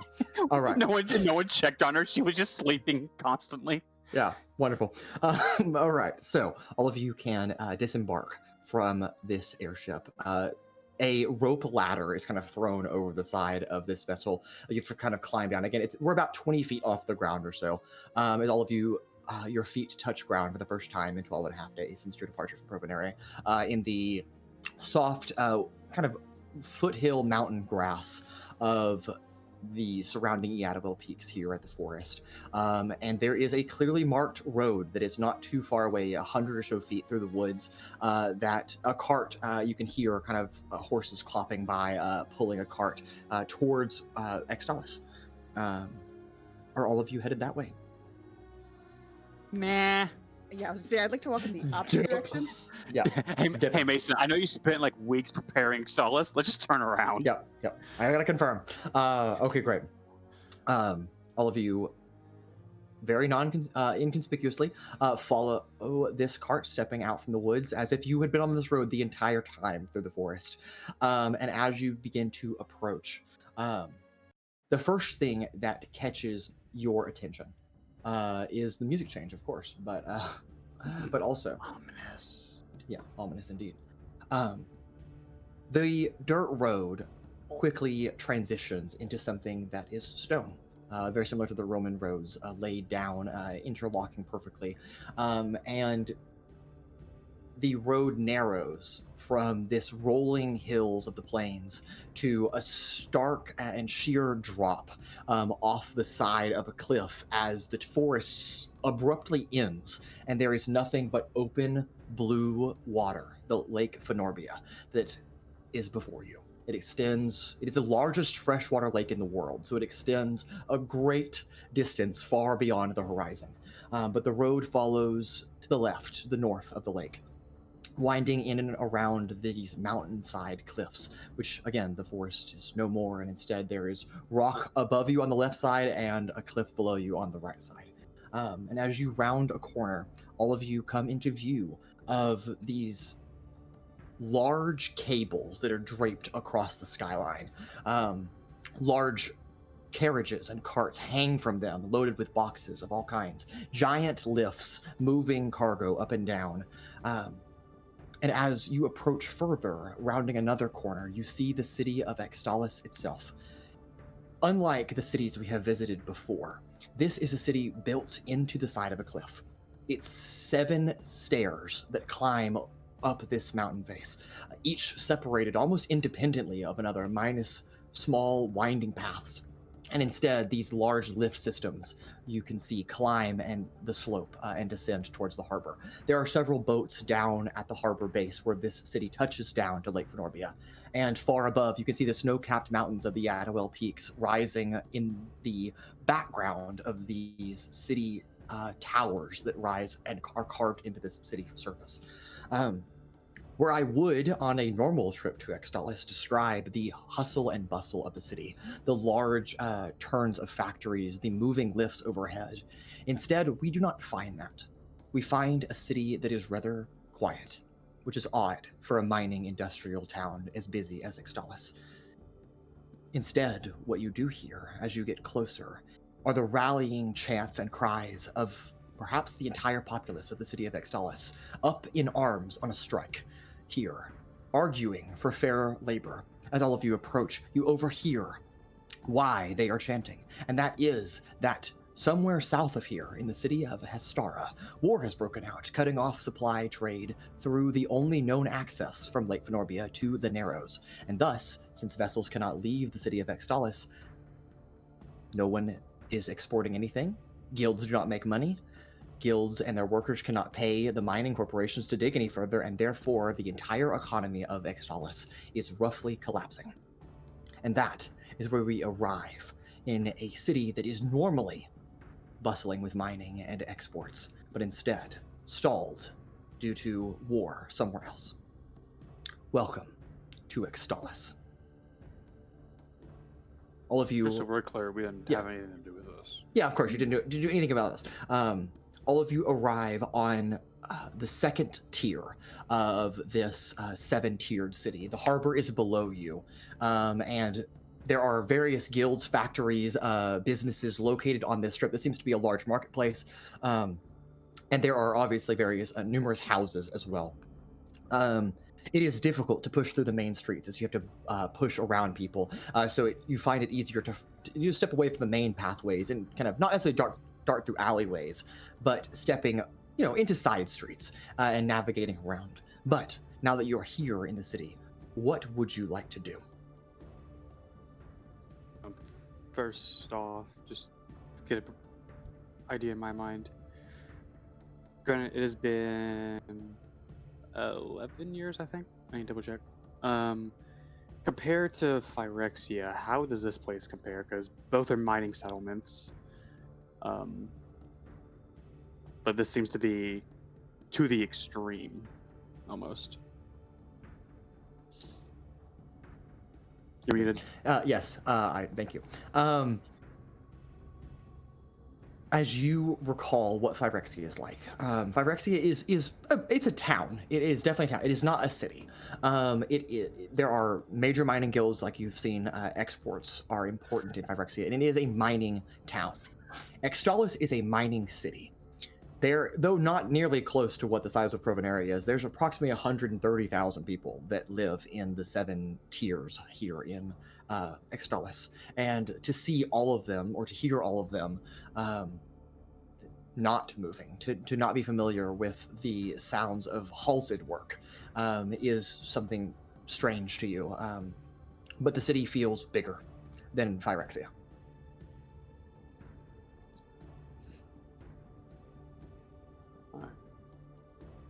So do we want to talk out loud here, or not risk that, and try and talk discreetly? Discreetly.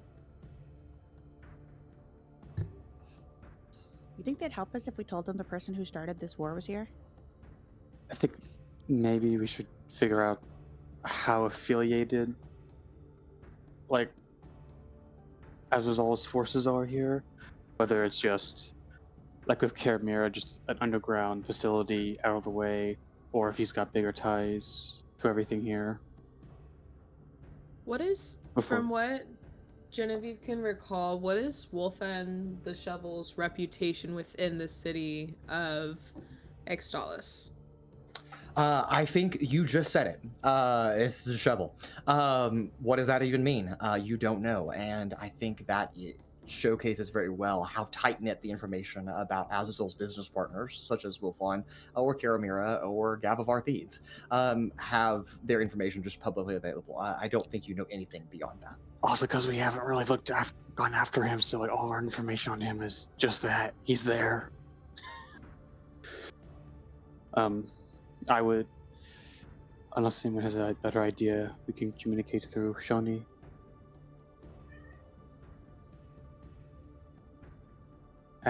Paloma, you're muted. All right. That sounds clunky. Why can't we just talk out loud? No one's paying attention to us. Well, we have no idea who's... Oh, and that reminds me. I meant to ask you, Mason, since we've been, like, me and Shoni have been, like, communicating, could we just say for simplicity that he can just talk to all of us at the same time? He can do that. Like, just... So it doesn't have to be between me to Shoni to someone else. They just kind of all go through. Yeah, that's fine. Partially because we don't know how much of a grasp Azrael has on this place. It'd be good for us to find out. How's our propaganda going? How much did we end up creating? 5,000 copies. All right, Paloma, here you go. What, like run So, through the crowd? Well, okay, before we like actually give it out, like what is it that we actually created? Bruh. Well, You I mean, created I thought you it. actually made. I thought you actually made something. Yeah, my understanding. I did, but Yeah, but my me understanding and is Pura worked based on together. yeah what you and Pura described was you put a depiction, I suppose, of the titanium blade as a serpentine individual, and wrote "followers of the titanium blade, join or die." That was basically, and so less propaganda actually, and more just threat, Yeah. like direct threat. Like if you know what that word means, you're about to be dead. Yeah, We also never say what to join. Yeah. yeah, that's okay. Yeah, Vellmon noticed that on the 4,999th page. Was like, wait, we didn't say join what, and he's like, last page, whatever, and it's done. No, It's- he noticed it. He gets noticed it a lot ominous. sooner, but he was already like in the rhythm of copying everything. He was just like, no, I can't stop. If I stop, it's gonna all reset. Well, Yeah. the vibe is like it's ominous, and if we kill anybody here, and kind of like, you know, like it's getting around like we're killing lieutenants and stuff. You know, Can we say that's can- kind can I of the think- vibe? But here's think- the thought. Here's the thought, is that this propaganda is not for the citizens of Extolis or Provenary or whatever. It's people within his organization, because people outside of the organization don't actually really know that there's an organization to begin with. So, like, for example, there is like a place of or alleged operations here, being the Spadewell mines. Like that could be a location where we spread like some pages or whatever. Like, If everyone's on strike, I don't think there's going to be people in the mines. Which may be good for us. Well, that depends on how the city runs. Like, so I would know that Phyrexia, the mining operates on different houses. They employ different people, and how they handle that is different depending on the house. Does Extolis run on a similar system, or is it everyone's employed by the same person and they go do that? Yeah, go ahead and give me a history check. See how much you know about the city of Extolis. And if anybody feels like they would have knowledge about Extolis, passively or more generally, you can roll your history as well. See what you get. Can I just Yes, Sizik. The history man. the Do I history get man? any bonus because You well, is do not. Phyrexia in what? Just in general, is Phyrexia at all associated with Extolis? I know both No. mining settlements, but No, okay. to your knowledge, now I suppose this history check might change the answer to that, but to your knowledge currently, no, they do not have association. History. It's a Ooh, luck 20. point. That's the best I could have rolled. 19. 19 and a 20? Mod 20. Mod 20. Okay, anybody else rolling for history? I rolled a 19 Just- plus 1. I don't think I Okay. can. just a 12. Just a 12, okay. And then Marek, what'd you roll? 15. 15, okay. Sizik and Vellmon. Through passive reading, I should say. Not that you've ever visited here before. The name, the Extraction Assembly, has come up in your knowledge of history regarding Extolis.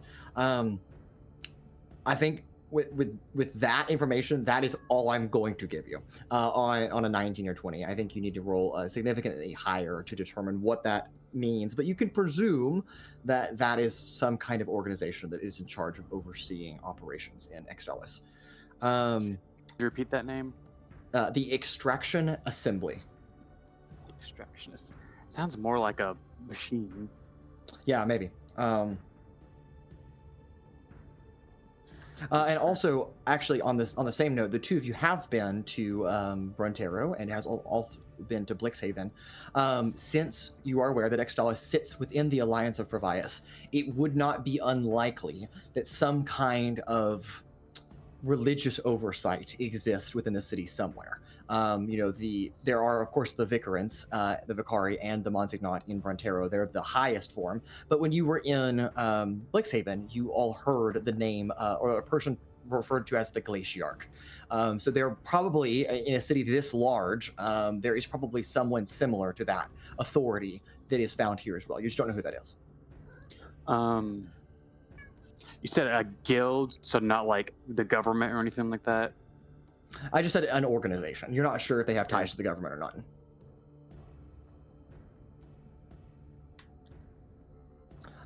I don't mean to intrude on all the plans, but I am also here. No, you're not. I'm kidding. Yes, I am. I was out of character. I know. So where are we headed? Currently, we're just here in the side streets of the city, and no offense to all of us, including myself, but we don't look like the people around here. As she gestures to the dwarves, the gnomes, and the humans, very few of you fit into that category. See, that's the neat part. We have no idea where we're going. Well, wonderful. Okay, how about this? Split into groups, so no one's alone. We need to get some information about this place, figure out what all is where. Splitting the party where there's a war and riots. Hey, Genius. there's The no war's war down here. south. They're just riots here. Just riots. 'Cause they don't want to work. I say, Yeah. I say we go to the bar. What bar? God damn it, Pura. No. Is there any no. bar? Mason, shut Yeah, up. I look for a bar. I'll do you one better. I believe you were told by one of your hirelings in our last episode that there was a particular place, if you were looking for rumors, that you could visit. It was referred to as the Hanging Candle Inn. Okay. Yeah, Genevieve's going with Pura. Also, Wait, before Genevieve has her top hat. And Jean. so hold on, I'm trying to figure out. I think Jean stands out more okay. than Genevieve here. Yeah, but Genevieve is one of the on. only humans in this party, and you actually blend in quite well. Okay, so wait. So the population here are they deep gnomes?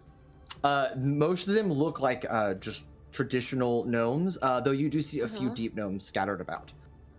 Okay, and they're like 3 feet to 4 feet tall. Yeah, that's about right. Okay, would 4'6" be like still a tall gnome? Probably so. Be a tall. That would be a tall gnome or dwarf or a shorter than average human. Okay. Also, before anyone goes, I agree with Altrix that we should split up, but like, at most, 2 groups. Not spread our strengths too far, and preferably split up in a way that if we get caught into something, we're relatively balanced out to protect one another. We don't need all the magic users going together, and all the frontliners going together as well. Well, I'm going with Pura. So, and I'm gonna put my top hat away. Like, Jean will come out if Jean needs to come out, but for now, so at the very least, we need one stronger armored person going with y'all. So I'll go with them. we can. All right. I assume Miss Voss, you're going to be going wherever Altrix goes, Why would you assume that? because you don't really know any of us that well. You're in an unknown place, and Altrix is like your best source of safety between all this. So I assume you would stick with him. You don't think a lady is capable of taking care of herself? Didn't you hide Oh under a my table God. when we fought the Chancellor? Yeah, wait a minute. I died in that fight, you know. Yes, I'm aware. It was I got better. tragic. It wasn't meant to be an insult. More is the fact of you don't know where. None of us have been here before. Vellmon. You Vellmon. don't. I'm kidding. Yes, I will be going wherever Altrix goes. For different reasons. Why is it every woman I meet just likes to harass me? That's That's not It's what only the happened. women? Maybe not be like don't be It's all, I harassed. think it's just everyone. I think Period. everyone. Oh, Right. No. Sizik's been pretty chill. Altrix been pretty chill. Marek's been pretty chill. Paloma likes to beat me up, even though it's sparring. Genevieve likes to make fun of me being blind, and now you're making fun of me for being sexist and like can't. I never said you were sexist. You It's said low that. hanging fruit. It is low hanging fruit. Wait, there's fruit? No, We're not doing this. Metaphor. Oh, one of those metal fours. Okay, well, so that's. Oh, Paloma's gone. Bye. So we got Genevieve, Pura, and Marek going together. That leaves 4 of us. Well, 5 of us. But So my question to all of you would be, why are you splitting up? What benefit does that serve? We don't, again, like you said, we have no idea anything about the city. So well, the idea is Cover to cover more ground faster. The longer we're here, the And- more time they have to prepare. Well, what are we Well, covering the ground with? fair enough.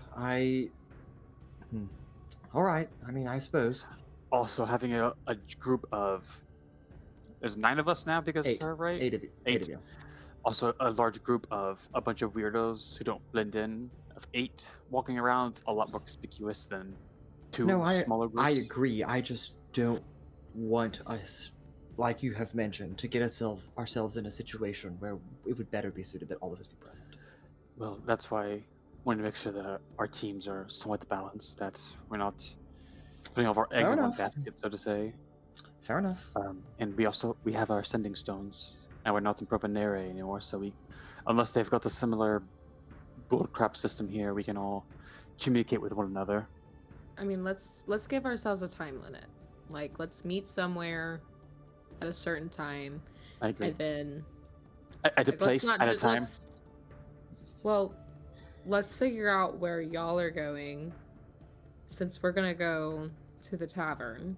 You know where we are, Yeah. so if we don't meet with you at a certain point, you know to What? find us there. Unless there's any So- objections to the current teams, I guess that's Genevieve, Pura, Marek, and then the rest of us together. That's not quite evenly split, but Well, there's Altrix, me, Sizik, Paloma. and myself.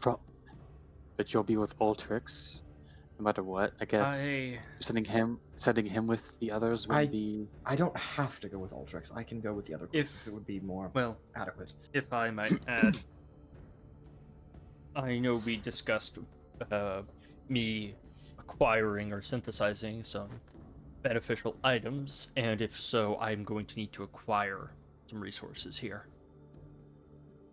Well, how easy can we buy those here? We should probably check. That's Make sure if we can.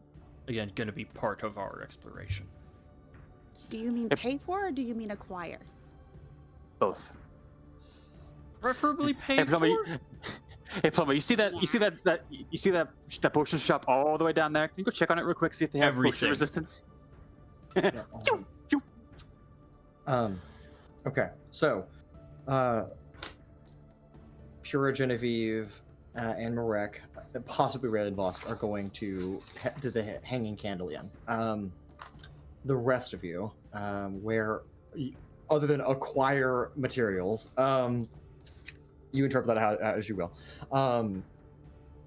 Is there any other goal that you guys would like to accomplish? Is there anything else you're looking for? So, assuming we are that group, we're not changing that. At least stop by a potion shop, magic shop, see if we can find potions of poison resistance. And then my next guess is my next idea is probably try and speak with some of the people who are rioting. Get a better idea of what they're rioting for, and like who they're rioting against.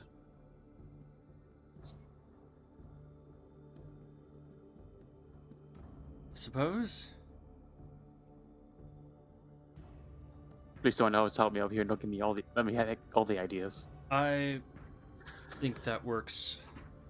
I feel the tavern will have more details about the situation of the city. Us on the other team can figure out more about where things are located. Next. I mean, Marek, wouldn't it sorry. wouldn't it be like, what if we all went to the tavern and everyone seeks different kinds of information? Well, I mean, I'm sure that they have some kind of solicitation for business and whatever that, wherever you're wanting to buy or source things, we still, you know, may need to find a cleric. So it may be, and it could be a good place to find somebody like that. I don't know. Like maybe that's where we start, and then from there, whatever. I'm just worried about us all being. They already know we're probably coming. If we're not, they haven't already alerted them. If we haven't alerted them already, having all 8 of us together is going to draw a lot more eyes than two. Well, if they already group. know we're coming, then we wouldn't don't it be know that easier for a to fact. pick us off if we're separated? So Okay, all of you can do what you'd like. We all have our own different conceived notions of what we believe is the best plan. Personally, I agree with Genevieve. I think at least we could all find the tavern first. We could figure out where we're staying, and then we can figure out where we want to go in the rest of the city. Because if we go to the tavern and you guys don't come with, then, I mean, how are you going to know where we're going? But that's just my take.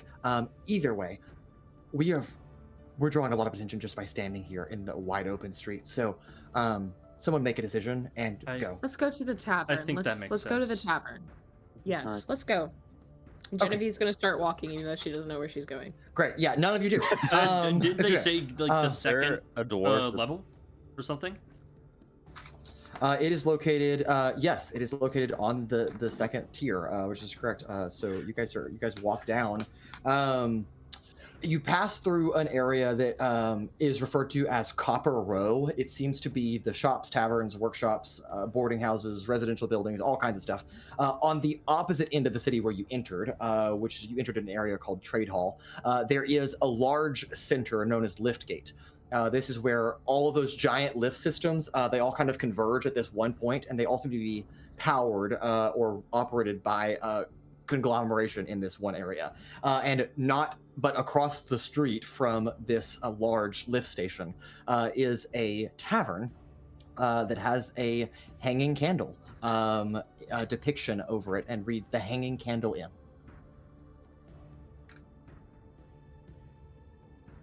Great. Let's go inside and figure the things out. And figure the things out. Indeed, we shall. As we transition into the tavern. Go ahead and change our music there. Lively music coming from the good old midday tavern here. The first thing all of you see when you walk in is a woman. Genevieve, similar colored hair as what you have, a little bit more of an auburn color though, and she looks older. A pair of glasses hanging low on the bridge of her nose. She got a green, apron pulled back, and wearing a corset that you can all see. And there are several keys at her hips, and she turns around as she hears the bell ding. Enter with a steel mug in hand. Oh, welcome to the Hanging Candle Inn. My name is Mara Feldlight. What can I do for you, fine folk? Hi, Mara.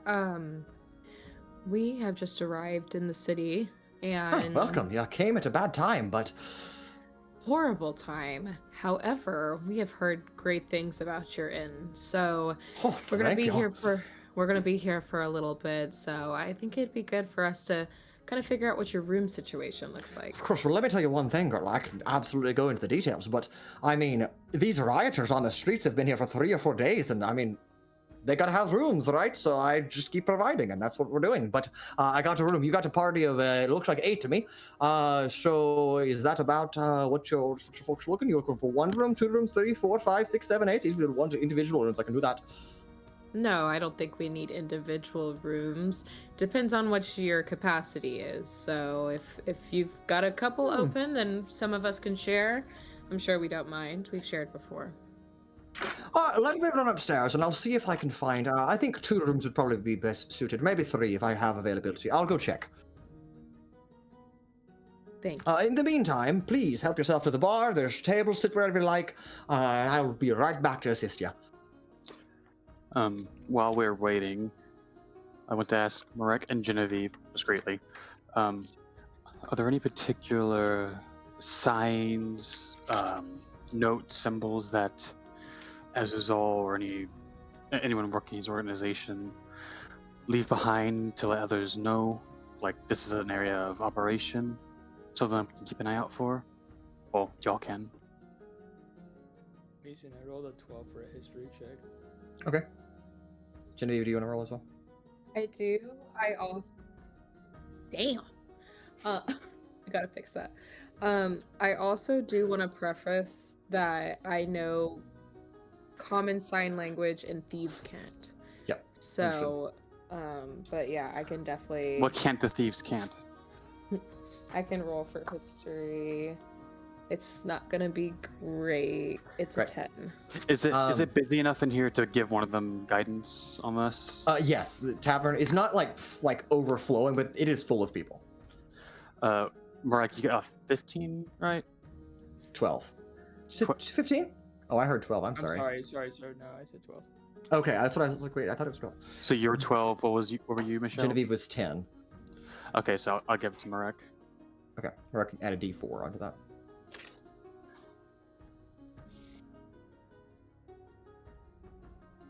Okay, now it's a 15. 15. All right. I think the two of you are aware, just by referring to it as the organization, that there's not like an official name of this group. The only symbol that you've ever seen in regards to Azazal's organization is the one that all of you saw, minus Vellmon, of course, the night that you let your assassin go at the front of the coastal chateau in Provenere some 12 days ago. And that is the little pin that you saw kind of sear into it invisibly and then burn into the barrel that Paloma delivered. And even then, you didn't really get a chance to look at it that well. You were a little distracted by the tense moment, of course. But that's the only time you've ever really seen a symbol for this organization. I'll relay that to Belmont. All right, well, so I do have 3 available rooms for all of you folks. So currently going rate is about 2 silver pieces. I almost said copper there. It's not right. It's 2 silver pieces per night per room. But I don't have any bookings for these 3 rooms. So if you'd like to, book them for as long as you'd like or pay nightly, I can do that as well. Yeah, let's go ahead.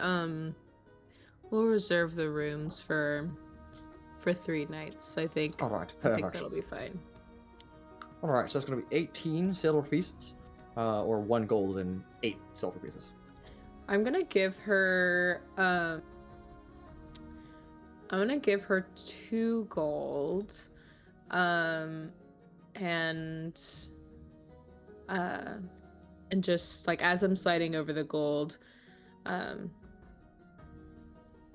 appreciate your hospitality. Well, thank you very much, dearie. And she tucks it into her bra. Well, it's a pleasure doing business with you. Now, of course, you fine folk, I'm sure, are hungry. If you need anything to eat or drink, we got a full tavern here available. So feel free to make yourself home. And I'm also one of the hostesses, even though I also own the estate. So, well, if you need me, just holler. What is the most popular beverage you have? Well, that's a good ask. We have this board right here, and she points to a chalkboard behind her. It kind of changes every day, honestly. What people recommend are the best ones. But currently, as the proprietors outside, I'm sure you can tell, they love their dwarven ale, and so we're selling lots of that right now. Ale? Yep, just a good little dwarven ale.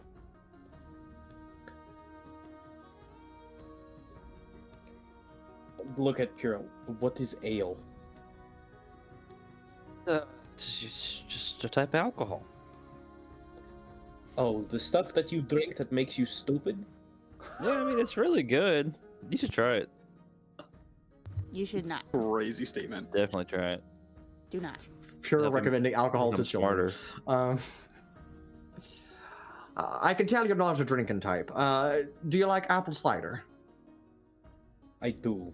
All Or right, I got some of that. carrot juice. I also I'll can do take an ale, characters. though. All right, 1 ale, Take 1 2 apple ales. cider, 2 ales. Yeah. All right, anybody else? I'm good, thank you. Any waters? Can do that too. I'll take water. All right, water, 2 ales, and carrot juice, and also a side of apple cider. Understood. All right, feel free to make yourself at home. There's a table right over there. It should seat your entire group. Thank you. And soon enough, you all have a drink in hand if you ordered it. When everyone's gonna go get settled, Genevieve is gonna sit at the bar and talk to, what's her name again? Mara Feldlight. Mara. She's gonna kind of sit at the bar and just kind of ask a curious question of her. Mara, do tavern keepers, do y'all know other tavern keepers, or do y'all just kind of stay very with your thing? Now, let me tell you one thing, honey. I know everything about anything going on in this town. What do you need? Well, that's good to know. And I may come to you for a little bit of knowledge. You know, I love a good story. But out of curiosity, do you happen to know any other tavern keepers in other cities? Like Elatar Bay, other locations like that? Oh, no, I can't say I do. I've never actually left the city of Extolis. Born and raised here, grew up here, been here for 51 years. You know, I've heard rumors of different people from across the continent and even beyond, but not enough to definitively tell you it's fact. Sure. Well, have you heard of a tavern called Good Barrels before? Good barrels, good barrels. Make a history check. Nope, can't say I do. Interesting. I used to work there. A fellow tavern goer. Oh yes, I used to play some good music over there, but I haven't been there in a good while. Still play the music though. A minstrel. Always fun to have those around. Well, anywho, it was just a curious question. However, Of course. I may tap your shoulder for some of that information. Of And course. As we both know, information does not come free. So, if you got a rowdy bunch in here and you need a little bit of entertainment, I'm happy to give that for free for exchange for a little bit of information. She just kind of nods at you. Okay, and then I'm gonna go sit with the party. Okay, great. Are there forgot any to- Sorry. are there any like suspicious groups of people or anything around us? In here, not really.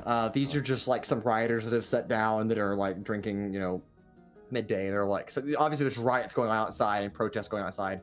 And then there are people that are like, what am I going to do? And so they come here to drink, you know, people just tavern goers, nothing out of the ordinary here. We are the suspicious ones. Yeah, y'all are the suspicious people.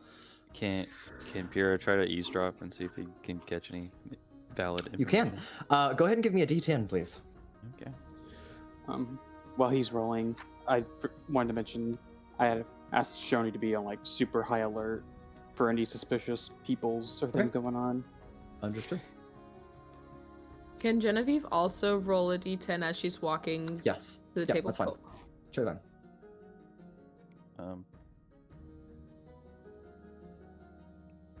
Let me re-roll again. Okay. A D10 has a 9 and a 6, but they look the same.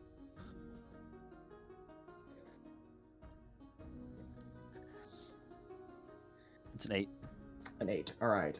Pura, if you will go ahead and roll a D4 for me, and if you roll a 4, you can pick 1, 2, or 3. Genevieve, what did your D10 roll? 7. 7. All right. Also roll a D4, and again, if you roll a 4, you can pick 1, 2, or 3.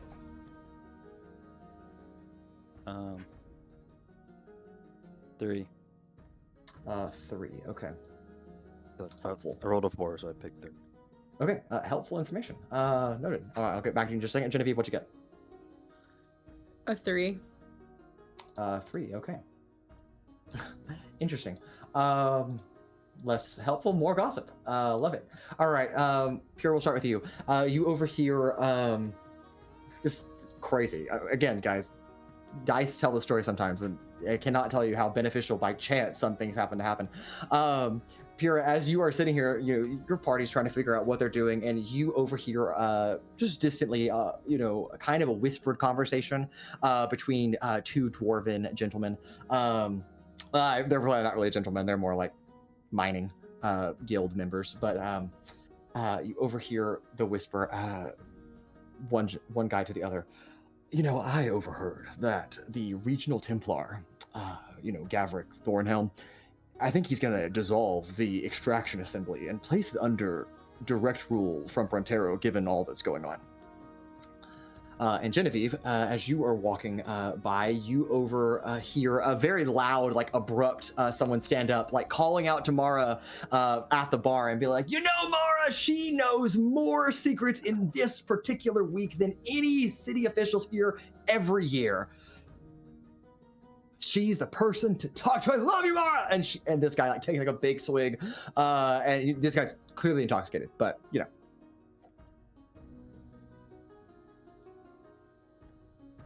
Rumors. I got a lot to give if you guys are willing to bite. I don't want to bite on a hook. That's very painful. That's fine. You don't have to bite. I relay the information to the party. Okay. Genevieve, since she's hearing it on the way to the table, she's gonna kind of circle around to the very intoxicated Bella. And she's going to lie to him. Okay.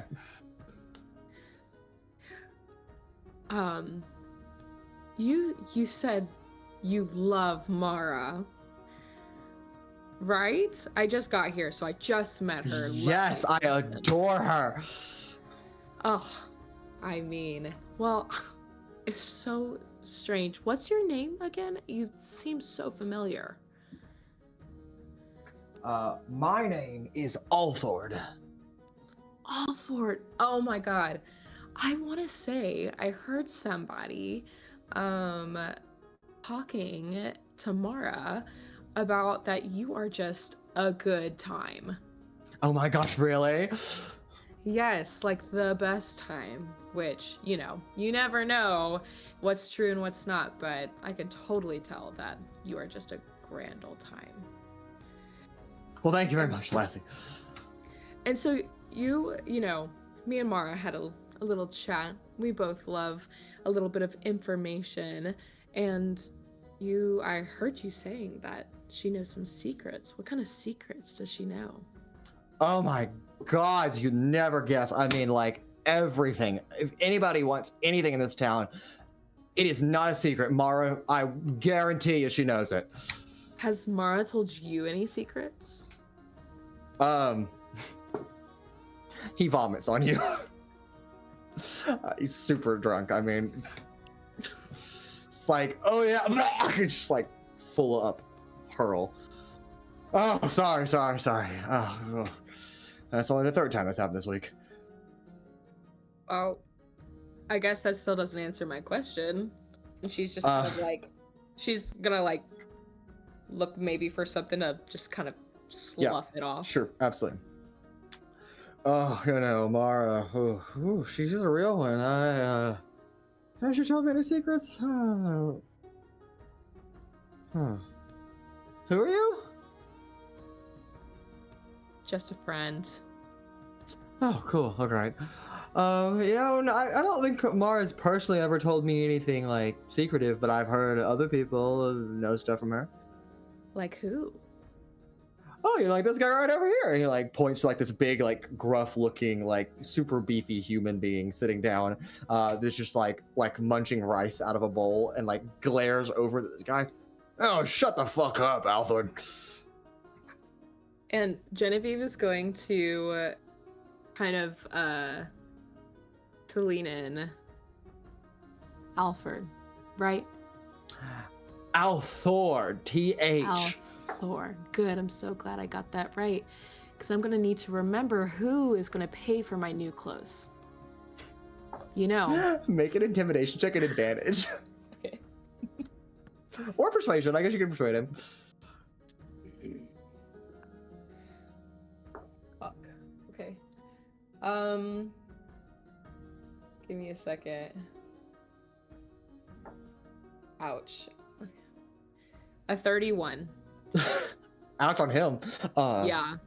He looks at you. Okay. Sorry. Yeah, that's fair. How much do those cost? How much do you think they cost? And before you say anything, don't be wrong. Oh, okay. 10 gold? A little low. Oh, sorry, girl. Well, I mean, you did just throw up on it, and you're probably seeing triple. Let's call it 15, and I'll walk away, and we're even. Okay, just so you understand where we're going, Michelle. These people have not worked in several days. They have no paycheck, and 15 gold pieces is far more than these people earn in one single week. I know. Okay, great. He hands you, we'll say, he hands you what he believes is the full amount, and it's actually 3 silver pieces. Okay. She's still kind of leaned in. I understand. You are having a great time. Oh, I'm telling you, it's great. Right. Like your friend over there said, shut the fuck up and listen. I'm not having a great time. I'm gonna remember this, and you owe me. So when I find you, and I need you, which will happen, you owe me. And she's gonna walk away. Crazy. An 11th level character walks into a bar and berates a tavern goer. Just a regular commoner. Is D&D Karen. I mean, I shouldn't have thrown up on her. A natural 3 is a natural 3. Okay. Understood. Anything else, you guys?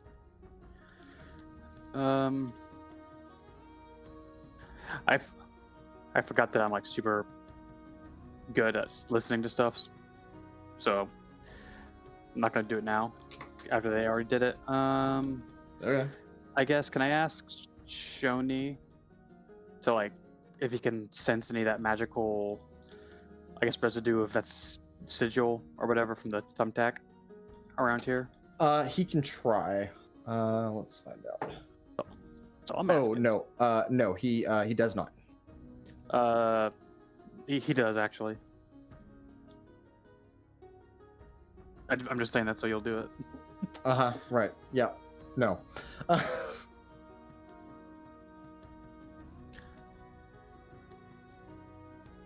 Well, I guess Okay. I'll try and listen in. Okay. D10, please. Oh, wait, it's not D20? No, D10. No. But now my ability to listen is useless. Roll twice and take the number you prefer. Okay. I'll take an 8. Take an 8. Okay. You can roll a D4. And if you get a 4, you can pick what number you'd like. Okay. That's a 4. What numbers do I get to choose from? 1, 2, or 3. Let's do 3. Okay. You get the same information that Pura acquired, overhearing the same conversation that he did about Regional Templar Gavric Thornhelm intending to dissolve the extraction assembly and place it under the city's direct rule of Frontera. Say that again. Templar. What? Regional Templar.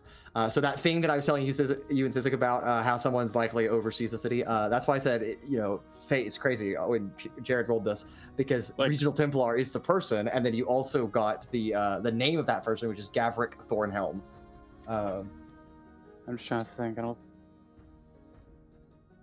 It doesn't ring a bell for something that was on the paper we got from the archives. No, that you've never heard that name before. Well, unless we go ahead and harass more taverns or patrons, I don't know if we're gonna find much more here. I guess Altrix kind of looking around. Is there anyone of higher status in here? On the immediate vicinity, probably not. This is just mostly commoners, and then you've got Mara Feldlight, who's overseeing, and a couple of her staff that are bussing around, but nobody that looks, like a noble or a priest or anything like that. Gotcha. All right, in that case, I'll go to Mara.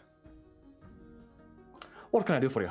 Excuse me, I was just wondering, kind of new in town, bit of a merchant of sorts, dabbling in goods of the Arcane. I was wondering if there were any particular shops of the sort that may be interested in my wares and wares I may be interested in. All right, well, as I told your friends earlier, you did kind of come at a bad time because, the city's a little bit of an uproar right now, but that's all right. She pulls out, like, a big old, like, dusty book and just slams it down on the table. This is basically the equivalent of, like, a phone book. It's like a registry of all the businesses in Extolis. So as I consult my notes, she consults hers.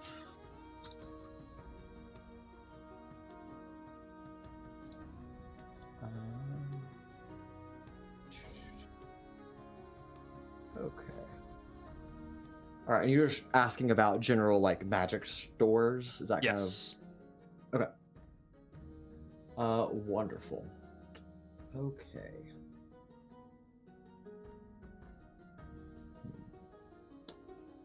Okay, I think she recommends a few places to you. The first is familiar to you, Gnome Depot. Very big presence here in Extolis. Go there.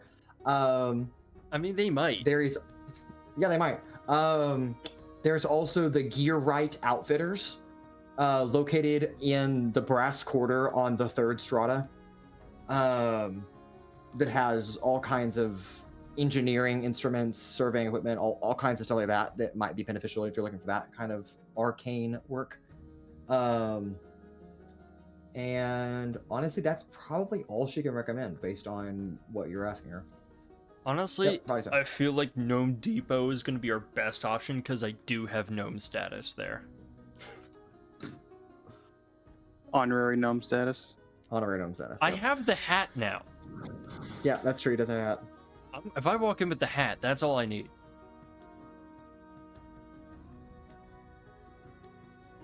All right. Well, hope you find what you're looking for, but might I ask, we don't get a lot of Dragonborn, right? That's what you are? Yes. We don't get lots of, well, that sounds really bad if we don't get lots of Dragonborn here. I'm just curious. I haven't seen but a few people like yourself. Where do you hail from?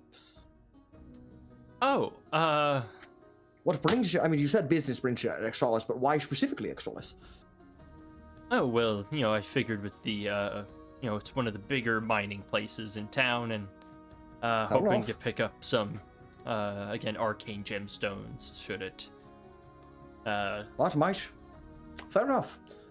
Fair enough. Can't fault you there.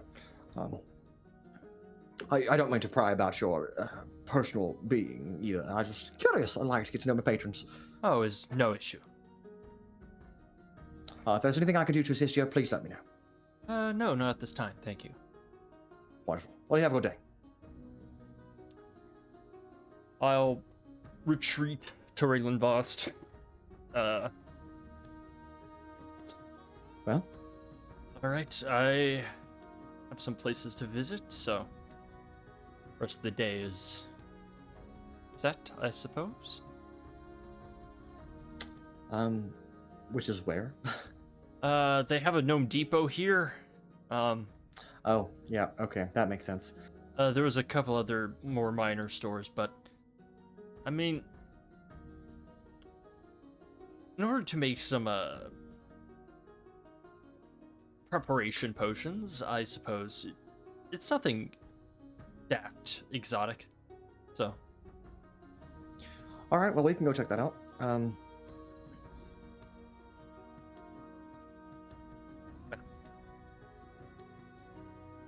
I suppose I'll just wait for everyone else to finish their business. Okay, so the rest of you, What would you like to do? I'd like to talk to Um, Mark next. You'd like to talk to Mara? Okay. Yeah, just next or whatever. Okay, great. Sizik, did you have something you want to say? Yeah, I was gonna say, can I find, like, the least drunk-looking person here? Oh yeah, there are plenty of people in here in this bar, the tavern and bar that are not consuming alcohol. Yeah, I would like to go to one of them. Okay. Hello? Hello. Do you mind if I ask you a few questions? What for? Who are you? Well, let us just say that I am investigator of mysteries. Not of course like you know, bad people, but rather you know, I investigate rumors. Okay. I don't know what you're asking me for, but sure. Well, I mean, you live within the city, so Fair enough. I am here in Extolis because I have heard rumors of strange serpentine people that have potentially been here, and I am just trying to see if anybody has seen or heard of such things. The hell is a serpentine? Like a snake person. They exist? That's horrifying. That is why I am looking into it. Ugh, gross. So slimy. No, I can't help you there. So you have not seen such a thing. No, most of the time all that I see is coal. Well, I was hoping. Not to say that I am, you know, because you are out of work, that mayhaps you have spent more time around the city, so you have seen things. But that is fine. If you perhaps know of somebody who might have seen such a thing, would you kindly point me in that direction? I'm just a lowly miner. I don't. Maybe some of the city's elite. I mean, you could try some of the major guilds and see if they know. If you have whoever you are, if you're some kind of dignitarian, I suppose you could ascend to the seventh strata and ask the Templar himself. But no, that one will not be necessary. But tell me more about these guilds. Where can I find them? oh, there's a lot. Yeah, so most of them are part of the group called the Extraction Assembly. They're like the people that make all the economic decisions for the city. Yeah, there's several guilds that fall into that category. Is there one in particular you're wanting to learn about, or all of them?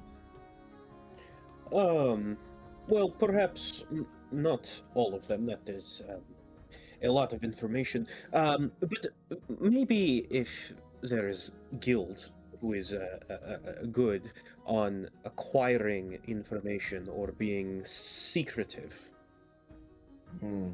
Most of the guilds here are economic based, so there are people that handle mining and exports and engineering and shipping and all that stuff. In terms of secrets, I don't really know if any of them work in that regard. I work with the Ledgerstone trade union. I mean, we don't deal in secrets usually. We just got investors and stuff like that. So, and there's nothing that you may have heard through whispers on the streets. Give me a D10. Ooh. Okay. Let's go. This one's calling my name. That's a 9. A 9. Okay. Okay. Big section. 1, 2, 3, 4, 5. Roll a D6. Okay. This one. 2. 2. Well, as I'm sure you can guess, most of the workers, if not all of them, have, they're all part of various unions and guilds and stuff like that. But so far, until the extraction assembly is able to get the shipping lanes open again and figure out some stuff and restore the flow of coin, we're not working because I'm not getting paid. So, Right. that's about all the rumors I know. But I can tell you for a fact that's what's going on. Fair enough. Yes. Good thing I saved up some money to drink, I guess, and eat here. Well, and will kind of quiet down and just say, I hear that people's memories get refreshed when they see something that they very, very much appreciate. And I'll just kind of slide like 5 gold pieces towards him. You see him smile at you, and he does seem like more willing to talk, but he doesn't seem to like have any secret agenda that is suddenly unlocked by paying him. He'll take the 5 gold, thanks. But he seems more inclined to continue the conversation, but he doesn't seem that he's gonna have like that much more information available to you. Damn. Works on some people, not everybody. These people just need money. Thanks. Yeah. I helped someone. You done. Didn't you? Das Thanks. ist good. Thanks. Are kid, adult? I mean, your hair gone, right? That is correct. All right. Cool. Yeah, I haven't seen hair gone in a while. All right. I'm sorry, I can't help you, kid, or adult, or whatever you are, however old. Sorry. It is fine. I will check with the guilds. Yeah, good luck. If they're available to speak to anybody, I'm sure they have more information than I do. When was the last herring gun you saw? As Paloma moves over Sizik's shoulder. Yeah, I just... Oh, let's see. Last herring gun would have been 2 years ago, 3 years ago, maybe. Yeah, there are people that work throughout the city that who I don't actually, you know what, I'm not going to ask whoever you are. Yeah, there are people that work in the city that like I'm sure are also Haragons. They look like they were just a regular worker to me. So, okay. Well, thanks. I'm gonna go back to eating this delicious soup, and you folks have a good day. You too. Pura, as you walk up to the bar, what can I do for you today? Hey, just I really enjoyed that ale. Oh, I'm so glad. It was really good. You want some more? Actually, I was gonna ask you, do you know any like special recipes or something? You know, like alcohol-wise, like I'm kind of a traveler myself. I'm going to different towns and trying to find a really cool, alcoholic beverages. So. Okay. Hold on. I'll tell you just a second.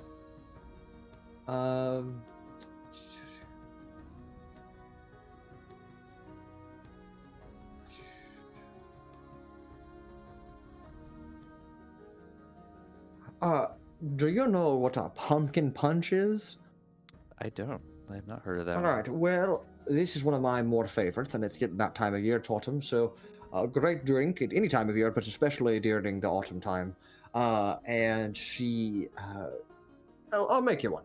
And she turns around and inside of a pumpkin, like serves you something that honestly looks more like a soup than it does alcohol, but it smells very pungently of alcohol. And is there any milk in this? Oh, no. Before. Okay. Sorry. No, you're good. And I'm gonna take the pumpkin. Okay. I guess right. And I'm Yep. gonna take a sip out of it. Okay, great. Put it down. Are you gonna consume the whole thing? Yeah, I can consume the whole thing. Yeah. Okay, great. For the next 12 hours, Pura, you have a +2 to Arcana checks and a +2 on saving throws against enchantment spells. What's this called again? Pumpkin Punch. Pumpkin punch. Oh, okay. I'm kind of disappointed. I was hoping he was gonna punch him. That happens when it wears off. Yeah, yeah. Wow. I feel great. This is really good. And also, Pura, if I asked you to list an object, what's the first object that comes to mind? The glass bottle. A glass bottle. The pumpkin transforms from a pumpkin into a glass bottle. What? Why did it do that? Oh, they're magically enchanted pumpkins. They do that one time and then they're done. Huh. Do you know where I would get more? Or where I could I usually import them, but we're running a little bit low right now, but I do have a couple if you're willing to buy them off me. Yeah, I'll buy like 1 or 2. Great. You tell me what you're willing to pay her, and then I'll let you know. I'll let you know how it goes.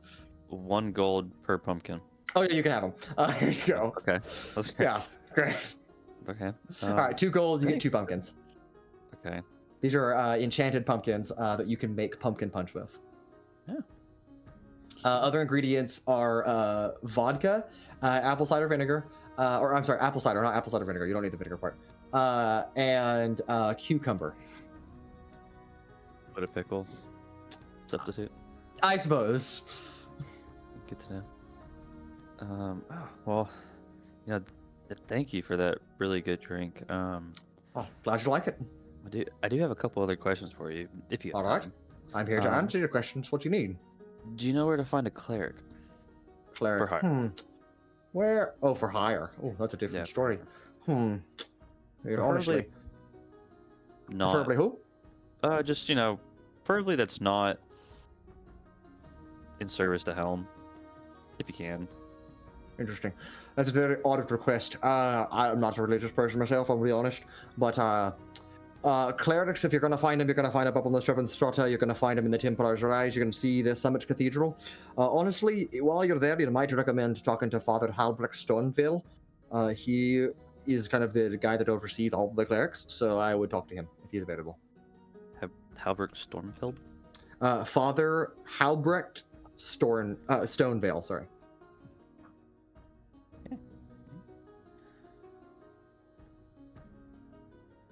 Well, thank you. It's never a bad idea to know a cleric, so. Oh, no, trust me, I understand. Especially when you get a little too intoxicated. Yeah. I've never done that before. Oh, I'm sure you haven't. No. That's what they always say. Yeah. Well, if you need any more beverages or any other recommendations or just want to gossip a little bit, I'm always here. Yeah, well, thank you. And then, who's this, I've overheard some people talking, who's this regional Templar Galbraith guy? Oh, yeah. So that's like the guy from Brontero that's like in charge of everything. But he's not really in charge and nobody really thinks he's in charge of anything because the Extraction Assembly is in charge of everything and he's just more of a figurehead. But it represents the will of the city, if you know what I mean. And which stratum does he live on? Oh, up on Templar's Rise on the 7th Strata. The very top. Cool. It's a long way up there, but... Yeah. Well, can I get thank you for your time, and can I get another one of those the pumpkin drinks and I'll get out of your hair? Oh, you just bought my last 2, so... Oh. Can I just get another ale? Yeah, you can do that. Good. Okay. Thank you. Oh. Alright. Anybody else? Rumors, gossip, talk to Mara, or leave? Yes, Marek. I want to go find Genevieve in the bar. She is sitting right next to you at the table. Oh. She has throw up on her dress. Or her shirt. She is actively trying to clean it off with some kind of sparkling water thing. Is Mara nearby? She's at the bar. If you just say her name, she'll come right over. No, I don't want her to be close. Okay, understood. Wow. Or like, get this bitch out of here.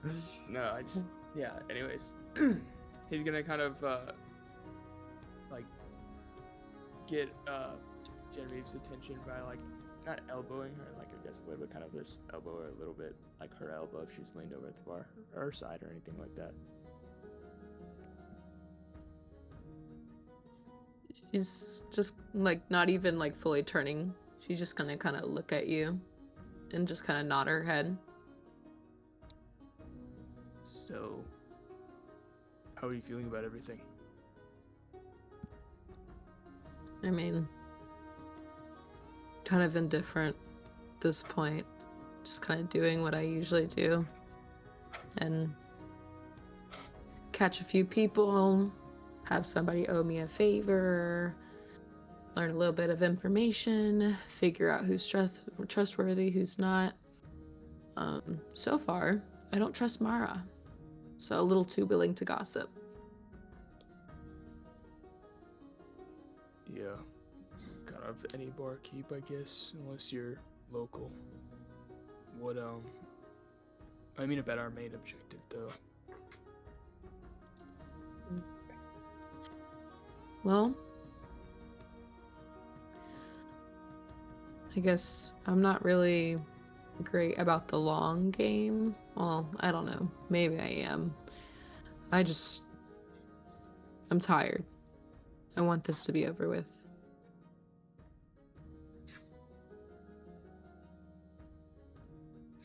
Get it done this time. I would prefer if there was a choice between getting it done this time and you not disappearing. I'd prefer you not disappear. You got it. Well, what are you going to be trying to do? Surveying. Just trying to figure out the environment. It feels uneasy. It's really dangerous for all of us. I really don't like that everybody's splitting up a little bit, even around the bar. Yeah, last time I was in a tavern, I got stabbed 37 times. So, but, I don't know if I'm just paranoid or what, but I feel watched.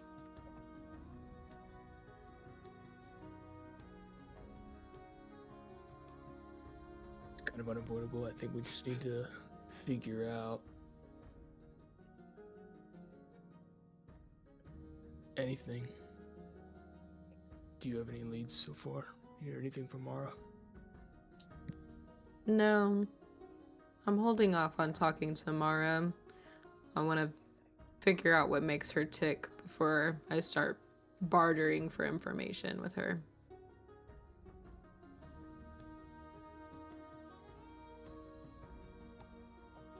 Well, he kind of gestures at the throw up. Do you want to find something else? You kind of stink. Yeah, I actually think I might visit the rooms that we just rented out and try to clean up, because this is fucking disgusting. I can go with you if you want. Yeah, we probably shouldn't any of us be alone. Let's go do that. Okay, so Marek and Genevieve depart for the upstairs to one of the rooms that y'all have. I know Altrix and Raven have plans, so that leaves 4 of you. Paloma, Pura, Sizik, and Vellmon. What would the 4 of you like to do? Altrix had already asked about a magic shop, right? Yes, and he basically got recommended Gnome Depot. Great store. Highly recommend.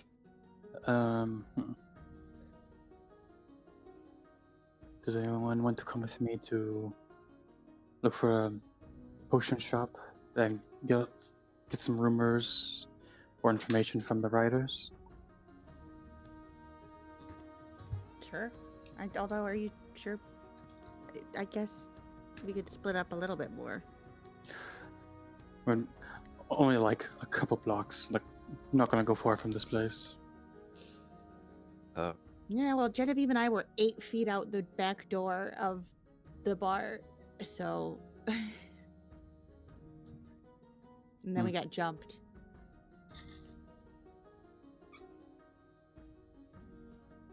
Well, Merrick and Genevieve seem to be going off to do something. Altrix seems to be busy with Raylan doing something. I'm not sure what else to Altrix do. and Raylan are going to Gnome Depot, and Genevieve is going to change out of a dress covered in vomit. Do something. That is in fact doing something. It Yeah, is but you doing made something. it sound like they were doing something suggestive. That's what I thought. That's not what I was. Then what? Get your head out of the gutter, Paloma. I mean, I don't know. I feel like Yeah, I we're guess just we can go. anyone not want to come. Says like Pura. I was thinking about going to go try to find that cleric. I talked to Mara over there, and she said this guy, Father Klavik Stormveld, is who we should go to. Honestly, I leave it at that. That's not correct, but I'll let you. Let us go. It's fine. Yep. He's on the 7th stratus. Or stratum, but I don't know. Interesting. He's that way. Strata, He's that but way. he's that way. Pointing straight up. Yeah, it is up. Yeah. There's always Jared or Cesar, isn't there, Anna? Mm-hmm. Hey, at least it wasn't a cuss word in a different language this time. Yep. I don't know. That was pretty funny. Well, it's great. I laugh at it all the time. Well, All right. So Pura possibly going by himself to the 7th strata.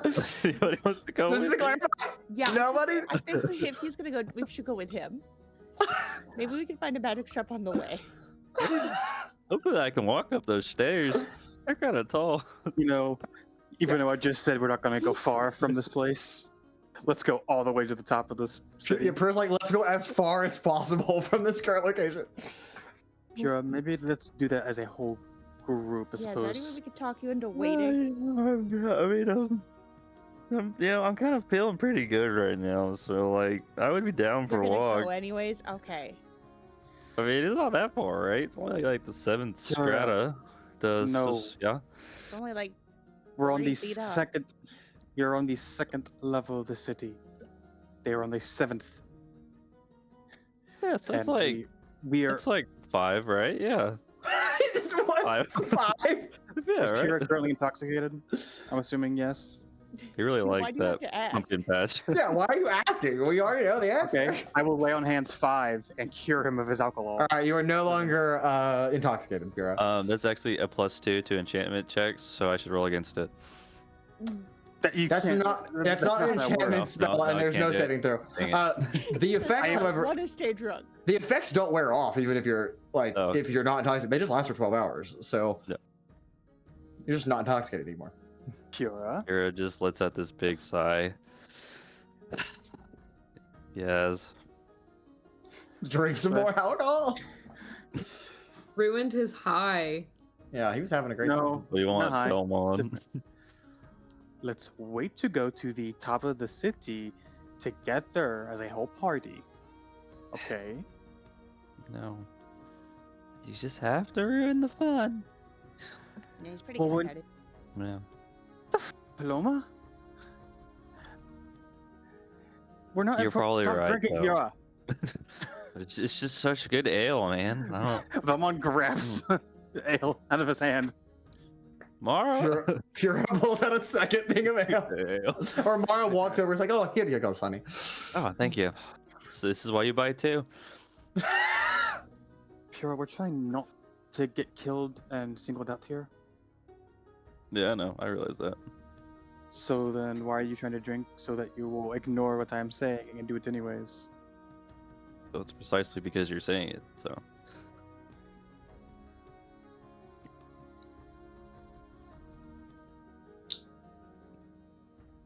So, You know I Sizik, could- what are you gonna do? You know I Okay. can drunk Sizik you good. again. Just waiting. Yeah, Hasn't where, wandered figure off out- yet. yeah. Do you have any plans on where you'd like to go? Nope. Just Okay. follow. Okay. All right. So, still undecided about what Pure is doing, Still but undecided. We're gonna I'll- sit here and argue the whole I'll- time, and yeah, then they're gonna get I'll mad. go with y'all to the shops, and we'll go to the 7th strata some other time. But I'm just saying that is a valid option. We could go As a group. as a group. okay. All right. So Genevieve and Marek, they're going to their rooms. We'll come back to them in a minute. Pura, Paloma, Sizik, Vellmon, the 4 of you are traveling to look for a potion shop. While I'm describing for everybody else, if you guys will, if you'll go ahead and roll I'll have all of you roll perception checks. Let's do that. And then Altrix, you are headed with Raymond Voss to Gnome Depot. Correct? Yep. Okay. Go ahead and give me a perception check as you're trying to navigate where that is. I assume this is relying on sight. It is, yes. Okay. Love these goggles. Yeah, they're pretty good. All right. Cocked.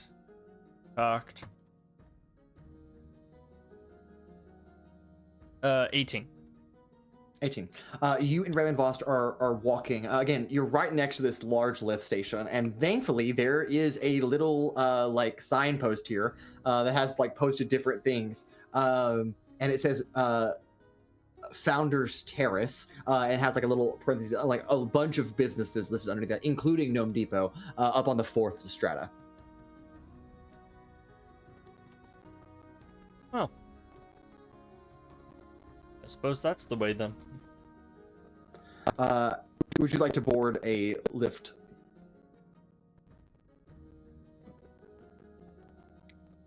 How crowded is it? Not very, actually. Okay. We'll do a lift. It will cost 2 copper pieces for you and 2 for Raymond Vost, and she'll pay for herself.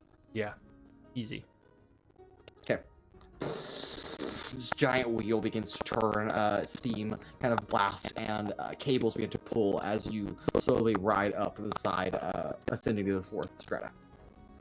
And you can find your way to Gnome Depot. All right, the rest of you, Paloma, Sizik, Vellmon, Pura, what were your perception checks? 22. Okay, 22. 30. 30. Damn. Also a 22. Net, 22. net 20. Damn. Nice. For a total of what, Jared? Sorry, I just did 25. 25. Goodness gracious. Okay. Well, that's wild. Okay. You guys are looking for a potion shop? Yeah. I That's think- Yeah. correct. Okay. There are no particularly like official potion stores in the city of Extolis, just because that's not something that people would commonly need. However, with an average of 25 almost, all of you are perusing kind of away from the riots and protesting going on away from the main streets, and find yourself in like a little valley.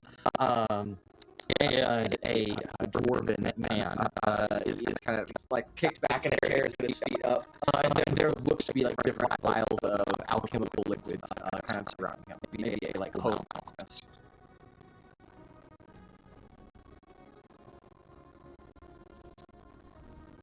You want me to go get those, or Acquire. yeah, If you're going to acquire them, you know what you're acquiring. we can have Altrix identify them later. Did you need a distraction? Y'all are awful. Y'all are absolutely awful. Hey, man. Or- Ideal. We're scraping to get by, all right? Oh, really? These people are scraping to get by. They haven't been working in weeks, and you guys are like, let me just steal all your hard work for that day. Is there like a crowd of people anywhere nearby, or just people like walking around? You can still hear the rioting, but it's several side streets over from where you're currently at. So it's still loud, but not like as loud as right where you were. But Okay, like, someone go up and- is there like a group of people, like just anywhere near the stand? Not in this particular. Like this is like it's not an alleyway, but it's a narrow like 10 foot across like street between buildings, basically. Someone go up and ask the price, and we'll just see if it's like reasonable first, I guess. Excuse me, sir. Yeah. What do you need? I was wondering, you're selling potions, correct? Yeah. That works. What kind you got? What kind are you guys looking for? What do don't you know. think, Mason? Potion of poison resistance. resistance? Okay. Great. I'm looking it up. Hello.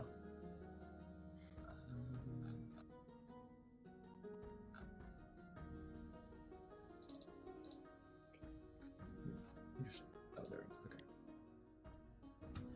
Alright, I got, let's see, I got healing potions, and I got all kinds of elemental resistances, and got some heroism, and I got some mystery Heroin? stuff.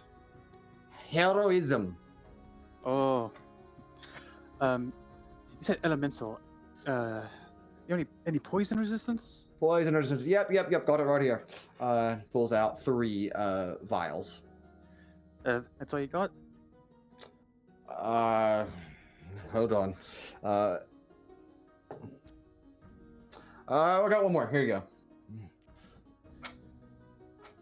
Can I get an inside check to see if he's got any more?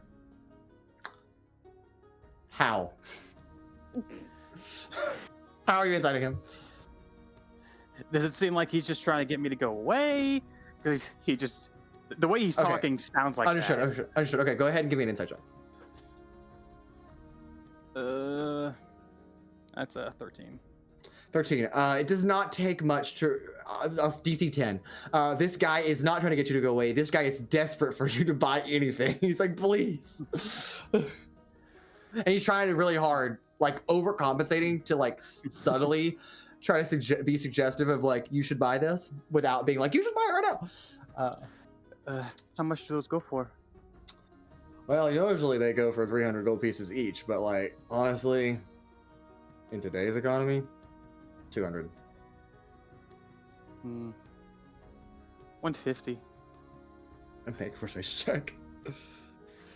Because I can't help but notice, looking business doesn't seem to be too bussin', as they say in Provenere, I believe. Never been, don't know. Persuasion. I'm gonna use a luck point just in Okay. case. That's gonna be that's a 19. 19. Yeah, fine, man. 150 each. All right. That's 150 times 4. Yep. Should be 600 total. 600. Yep. 600. All right. Pleasure doing business with you. Yeah, pleasure. If you need any other elemental resistances, you can always come back. Take care. And as we walk a little bit down, like maybe a block, I'm like, hey Paloma, can you go steal that gold back? You want me to take the... I could have just taken the potions. He had them under the counter. Plus we didn't know he had any. Like I said, Altrix could have just identified... Dude, it's in his pocket. Which is even harder to get than if it was under the table. Just I can give you my gloves of thievery. Okay, so I'm gonna walk up to him in Run up. broad daylight. You know what I was gonna do? I was gonna sonic boom past him, disturb the table, and then run back and grab everything. I can't do that if it's in his pocket. The fact that Vellmon is the one. Yeah, trying this to do is right now crazy. fucking This is a crazy Yeah. turn of moral Yeah. events here. I thought he was being like super high and mighty because he was paying for them. And he's like, see, we didn't even have to steal them. But now he's like, no, go get my gold back because I made a stupid decision and paid for them instead of having you steal them. And I've changed my mind. Wow. But then when Paloma goes and steals shit, Yeah, you lecture Yeah, it's her like, about oh, why stealing. you gotta keep Why you trust stealing? Paloma? When's the We're last gonna time? get the law on our When is the back. last time I fucking got onto her about that? I think literally the last Every time time. she did it. Yeah. No. He was like, "Did you do it?" Okay. You won't shut up about the fact that she almost crashed an airship. Even though she didn't actually crash the airship. You almost terrorist. No, actually, I think I'm gonna just go elsewhere. You spent 600 gold. That was your choice.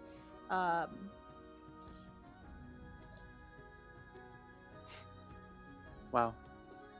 I could Wow. have taken him first. They're But you just gave gonna that guy walk 600 back to gold. the stand while they're bickering. Yeah, can I help you? Can Vellmon and I Um. argue loud enough to distract them? What you got for sale? Aren't you just here with your friend? I thought we I hang think back, the but assumption was anyway, that Vellmon walked up by himself. yeah. But yeah, Oh, okay, we were. Okay, great. Sure. Sure. What were those mystery potions that you were talking about? I mean, if I knew, would they not be mystery? I mean, no. What- I don't what know. did it- They're what did it like look they're leftovers from when I created the rest of these. You see one that is it looks red, similar to a healing potion. Another that is blue. And another that is yellow, and another that is green. Does the yellow one look like the exhaustion reducer potion? In color, sure, but Color, no, sure. it doesn't look the same. How much for the mystery ones? Well, I don't know what they do. So, like, as long as you agree not to, like, come back and try to sue me or something, I don't know. Then you can have them for 100 gold pieces. Well, one for 100 gold pieces. You know what I mean? How about all of them for 50 gold pieces? That's a pretty crazy bargain that you just suggested, sir. It is. Think I take it? I'm gonna say no because, like, I gotta pay for the ingredients that I use to make my potion, so I keep working. How about I trade you some ingredients? Okay, like what? Bear reaches in his bag and pulls out the two femurs. I'll trade you Why these. why would I want those? What are they used for? Those are bones. Potions. Yeah. I don't make potions with bones. Oh, then what do you do? Plants. Usually Oh. plants. That's lame. I'm sorry, are you a pro alchemist? I'm not either. You know I'm what? just a regular alchemist. Want to be a pro though. Okay, how about 70 gold pieces for each one? For each one, make a Yeah, perception right. check. Okay.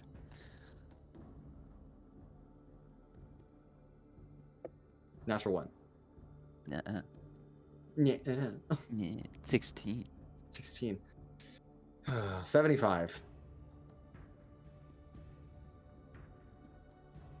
Yeah, that's fine. All right, great. So you want all 4 of them? Yeah. Great. All right, it's 300 total gold pieces. Well, pleasure doing business with you. Yeah, thanks. See you later. See ya. Bye. Bye. I'll You just walk return to away. your group. Yeah. I return. Okay. Okay. So we just Anybody bought else? out that guy's entire stock. No, he had other elemental potions as well as healing Okay. potions and stuff. You guys gave him a great run though. I mean, he sold a lot in one go. So. Yeah. All right. All right, you guys, are you 4 wanting to return to the tavern, or you want to go somewhere else? I mean, there Let's really isn't go by. anywhere else, is there? Like, most people aren't even working. Yeah, that's true. I'd say go by like one of the protest areas and just kind of like listen and see what everyone's saying. Sure.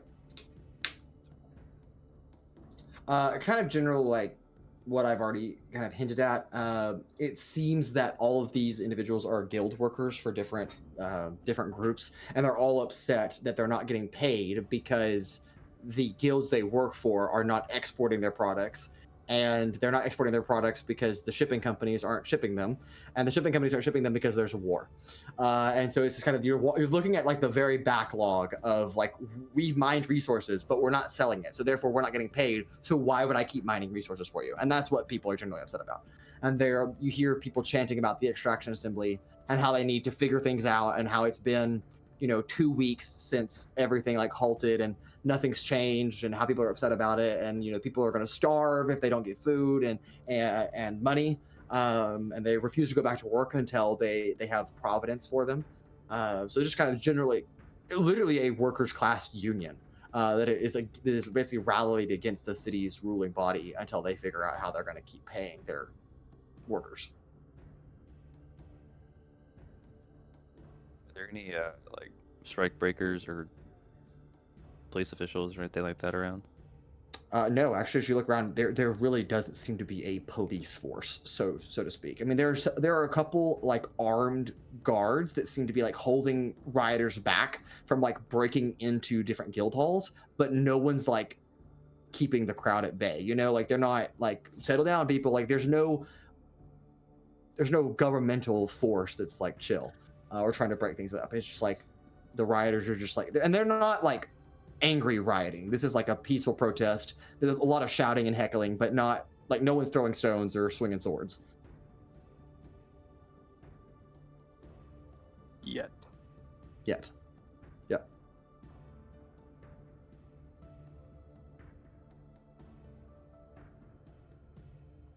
I guess it's a good time to be an unemployed adventurer.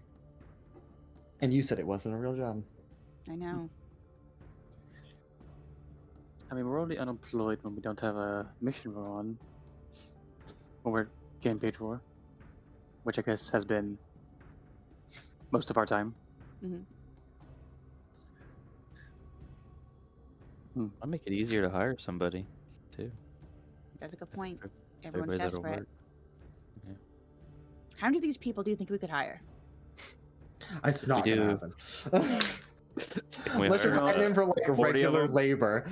I If you're know. hiring them to mine something out of the mines, and you have I remember permission. hearing I think if we Altrix. brought enough of them, it wouldn't matter if they were. I remember hearing Altrix muttering something in his sleep while we were on the airship. Something about having wasn't sleeping. something about like 50 level 1 fighters. Something. I didn't quite understand it, but I think I know what he's going for. Love We it. all paid him in rations. You think that they would fight for us? I don't know if I have enough to pay that many. I have 400 and something rations, but like we need 93 of that for the trip back, so that leaves me with only a little over 300. So Cool per person per day. That's insane. That's so high. But we hire them. One for ration feeds one person. We, like we for all hire bases. them for one day, and then we leave them.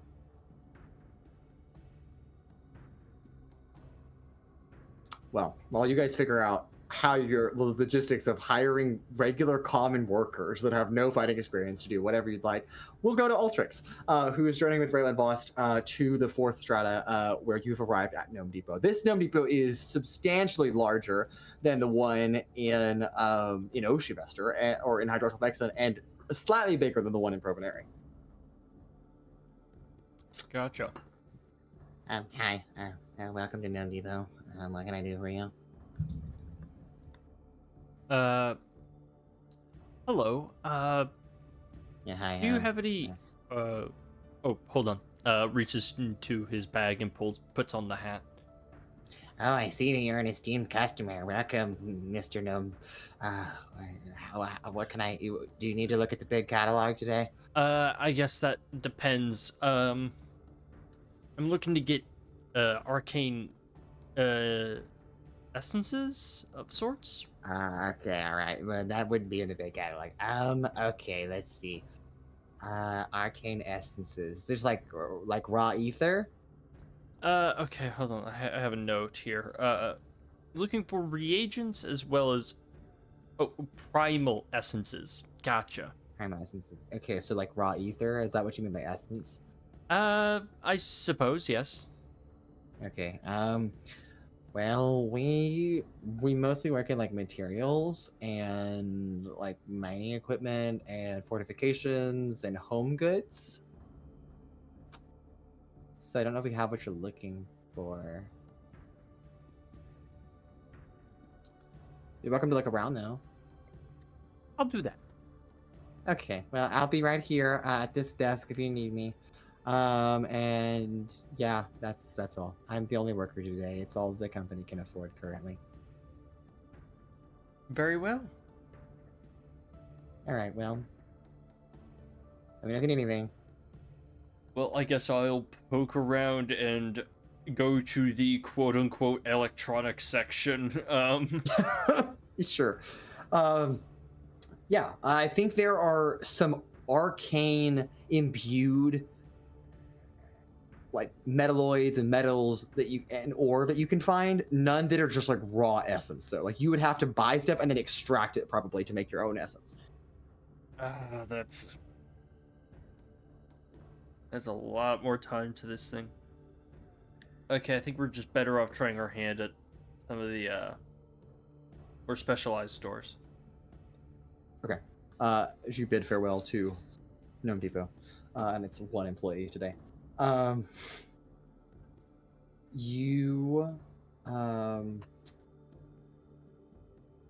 2 stars you're never called me Gnome Slice. I know, right? As you're journeying around the city on different layers, there are not a lot of potion stores. There's not a lot of arcane stores. These people primarily specialize in like construction materials. So there's metals, there's ore, there's stone, there's lumber, but there's not a lot of just like reagents.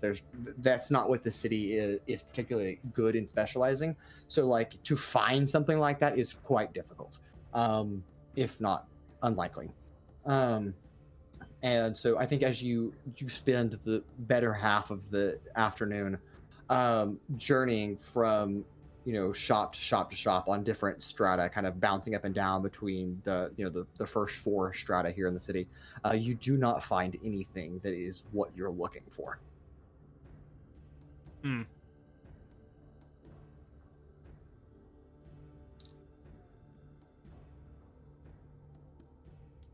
Let me check something.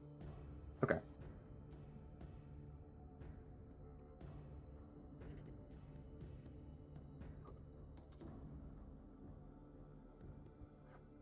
Reagents. Can't be salvaged.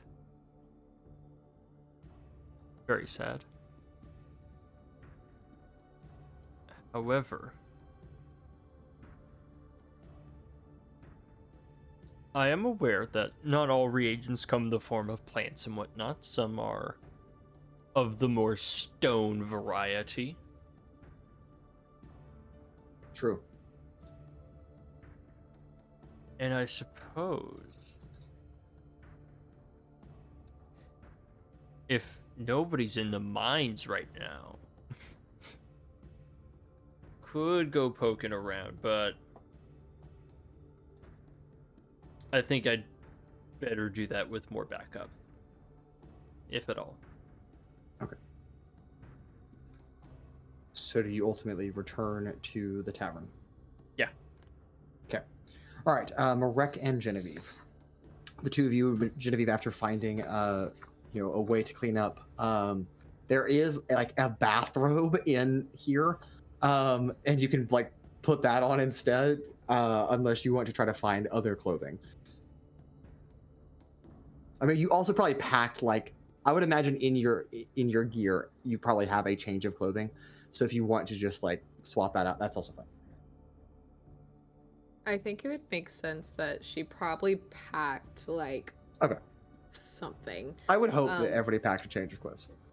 But I think it would make sense that they like go into this like room that has been rented, and I would probably think part of the routine at this point is to like check things, like make sure that like it's safe and not like we're not being like spied on. If you and Marek will make an investigation check, an arcana check, whatever you feel like is necessary here, I'll take.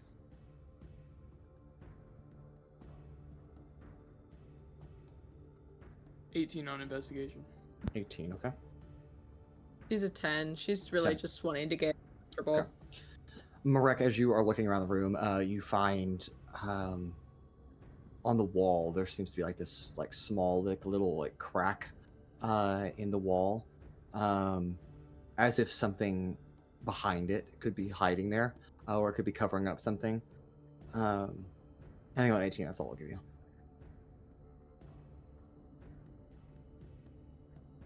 He doesn't relay it. He just kind of looks into the crack. Okay. And you see the outside world. It is not a secret compartment. You're not being spied on. It's simply just a hole in the side of the building. It's been there from wear and tear. She's going to, she's just gonna kind of motion for Marek to turn around as she changes into something clean. And I feel like that's kind of part of their routine since they've traveled so much together. Like they've been in small spaces before. And so she changes into into something different.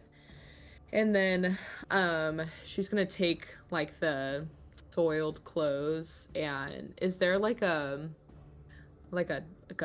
any kind of running water source in this room? There is not. There is a like water basin that you could you can probably, how it normally works in taverns like this is that you can pay someone to collect water for you and bring it as part of a room service, or you can take a bucket and go get water yourself from a water source and come back. So like would there be like a bucket in there so we could go and Yes, get the yeah, water? there is a Okay. bucket in here, yes. Okay. She's gonna kind of just like throw the clothes to the side, and she's gonna get the bucket, and she's just gonna motion like for Marek. She's like, I only pack so much. I'm gonna wash this before we do anything so it could dry. And I think she's gonna definitely go get like some water, and I'm assuming Marek would probably follow. Yeah. Okay. As you traverse throughout the second strata, you find there are several waterfalls, especially on the eastern side of the city. So you guys entered on the western side, but on the eastern side of the city, there's several waterfalls, like small little waterfalls that like kind of snake through, providing this cleaner water that is available for you to just kind of. It's like a little like station that someone has built up here. So like you just walk up and like there's little like channels that allow water to pour down, so you can put a bucket under there and collect it. And that's about how you get water in Extolis, and then you can fill up a bucket and take it back. Okay, I think she'll do that, and then she is going to she's gonna cast message, and just kind of like tapping his shoulder a little bit, so she's not saying this out loud, but as they're walking back, and she's just gonna say, when we enter, look, what's her fucking name again? I keep forgetting her name. Mara. Watch Mara, and just like watch Mara for anything odd, and just like to see how much she's paying attention to us, like compared to other patrons coming in and out. Noted. Okay, so the two of you return to the Hanging Candle. Oh, welcome back. Did you find everything you're looking for? Yes, just getting water. One of your All right. patrons lost their. Oh yes, liquor. sorry. Alford probably. Yeah, he's quite a drunk sometimes, but he's a well-paying customer, so I suppose we'll keep it that way. But It's true. did he try to compensate you for your loss? I mean, attempted. I mean, he just owes me a favor at this point. He's Fair got enough. quite loose lips, though. Oh yeah, he definitely does. Well, if you need anything, I'll be right here. I believe some of your companions though have come back, so probably waiting for you upstairs. Thank you. And I would like to, I guess, roll investigation. I just want to, or history or whatever makes sense.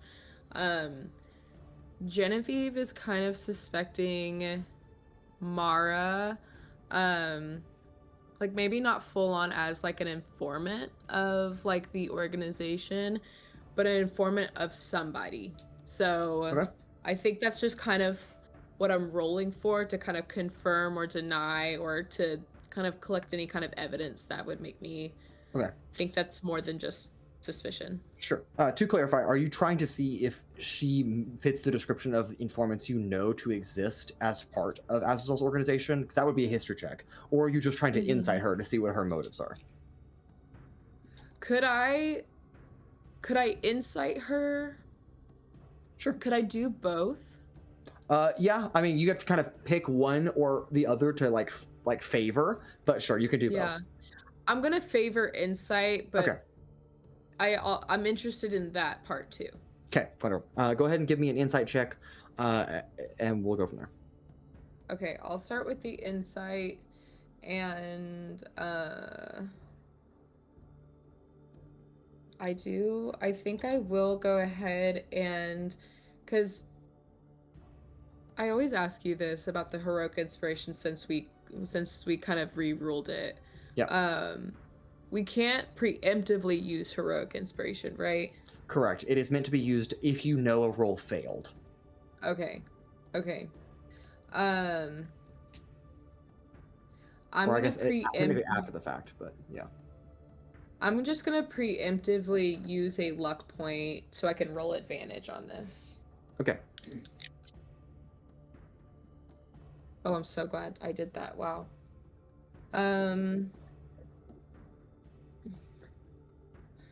It's not great. It is a 12. 12. You've met plenty of people in your time, Genevieve, that just love gossip. And it is hard. On a 12, it's a little slightly above average. You don't get any ill intent with a 12. It just seems to be attentive to every patron that comes through, not just you and Marek, but also just general people.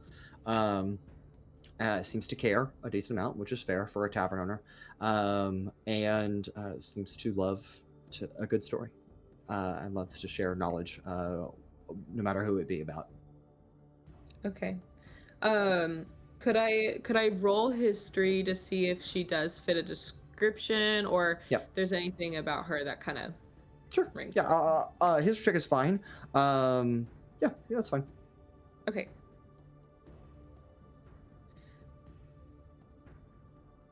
A 7. You don't recall anybody that fits the description. Okay, cool. Yeah, I guess at that point she'll just head back to the rooms that are rented. Okay. All right. About this time, we'll say it's probably 5 o'clock now. It takes a while, by the way, to walk across the city to get water and come all the way back, and to change clothes and all that. So it's about 5 o'clock or so. You guys have been in Extolis for, say, about 3 hours now, or 4 hours now, and all of you can reconvene here at the Hanging Candle Inn ahead of dinner, basically. Are we gonna meet in rooms or in the common area? I will say you guys are up in your rooms, unless you guys want to change that.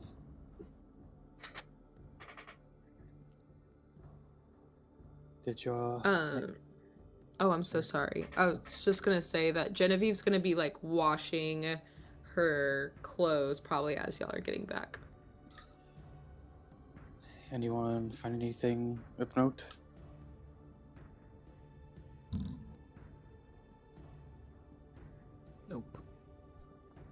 Nope. Unfortunate. I did manage to procure us a couple of poison resistance potions. That's about it. We're probably going to have to go to one of the other layers, or probably to one of the mines of sorts to find Where were More you able to get information. those? Like just A random guy on the street. well, he had a little store, right? He was telling him like, Yeah, like in an alleyway, like a little stand in the alleyway. Yep. I mean, he had a little store. Perhaps I could but swing I- by materials. Oh yeah, that wouldn't be a bad idea. Yeah, I think I'm gonna have to go into some one of the other levels or into one of the more, I guess, sketchy places of town to find any information. All right, you guys have a good night. like, oh, Sizik, it's only 5 o'clock. Hey, listen, man. I've got business needs attending to. And he pats his stomach. Yeah. All right. Michael. What a weird child. Also, Genevieve, I can just, cast prestidigitation on her clothing and clean it for her. Well, that would have been really nice earlier, but thank Truth you, be though. told, I completely forgot I had it, and then I was just going through my character sheet. I was like, "Oh wait, I have that." All the time, the effort, the absence from the party activities that was resolved in within seconds. She's just kind of like now looking at her clothes that she's been washing. And just like, yeah. Thank you. Well, I know he still feels very set on hiring a cleric, and something about there being someone on the 7th level we could potentially hire. It's that Father Slavic Stormbelt Yeah. is Getting who there. we need to go talk to. Yep. Well, But then the other guy is or I heard something else too. About this guy named Regional Templar Galvic Thornhelm. Close. Close. All right, I'll Close. take it. He's like the figurehead here, and that might be something that we should look into. I think if we're gonna do either one, I say we look into the figurehead guy, because once we hire somebody, we need to be pretty ready to go and use their services. We can't really afford to keep them around for a couple days, nor can we trust them to keep them around for a couple days. So, just saying. I agree on that. Do you know where this Templar should be? Yeah, they are both actually on the 7th strata. Oh, convenient. Mhm. And he's like the figurehead, and then the extraction assembly is the one who actually calls the shots. But then I kind of heard something that they might be absolved soon, and that Bruntero will be leading the city. Will be in charge of the city. Yeah. Frontier, you mean the city that hasn't done anything in forever because an oopsie happened? Yeah. Do you know how long they've been having those talks, or you just heard it? I heard it in the bar a little while ago, and then I asked what's her face, Mara, about the a Templar guy. Huh? Unless anyone else has any better ideas, I think we're going to the 7th level. I think it's time we find a cleric. Anybody have any interest in exploring the mines while people are distracted? That was another thing too. We went to those rides earlier, and there's not very much like police force or any like government force here. Just kind of kind of strange, I think. But... Vellmon, you lived in a mining town. Is that common?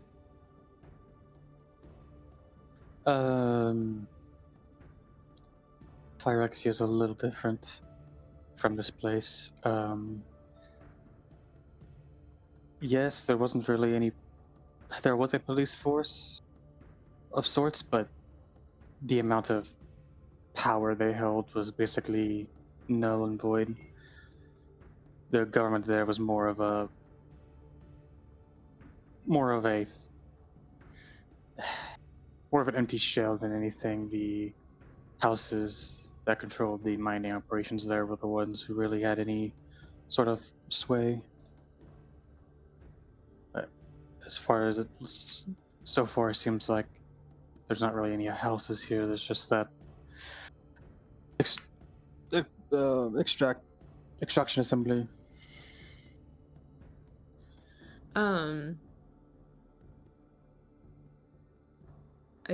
I think I may want to try to roll for some kind of history. Because Genevieve's thinking, well, if this is how it is always here, why has there not been more operations in Extolis versus like Elatar Bay, where there's a very like almost authoritarian presence there. So that's kind of the thought process. Sure. We did this earlier with you. This is going to be another insight check with history this time instead of insight itself. So your history modifier, but it is an insight check. You're more inciting the organization.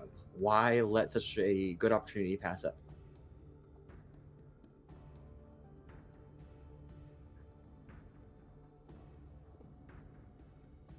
I'm using my heroic inspiration. Okay. All right. So just to clarify, that replaces this roll, but you have to use the new die. Yeah, that's totally fine. You're like, great. Okay. Totally fine. It will certainly be better. Not a lot, but yeah, I don't care. 8. 8. Okay. That is an excellent question, Genevieve. If only someone knew the answer. And you do not know in this particular regard why that would be the case. Can I? Pay grade. Marek, does it make any sense to you why we would not have more operations here, since doesn't seem to be as much kind of authoritarian, you know? Do you know what I'm asking? Yes. Oh, nat 20. Not 20. Okay.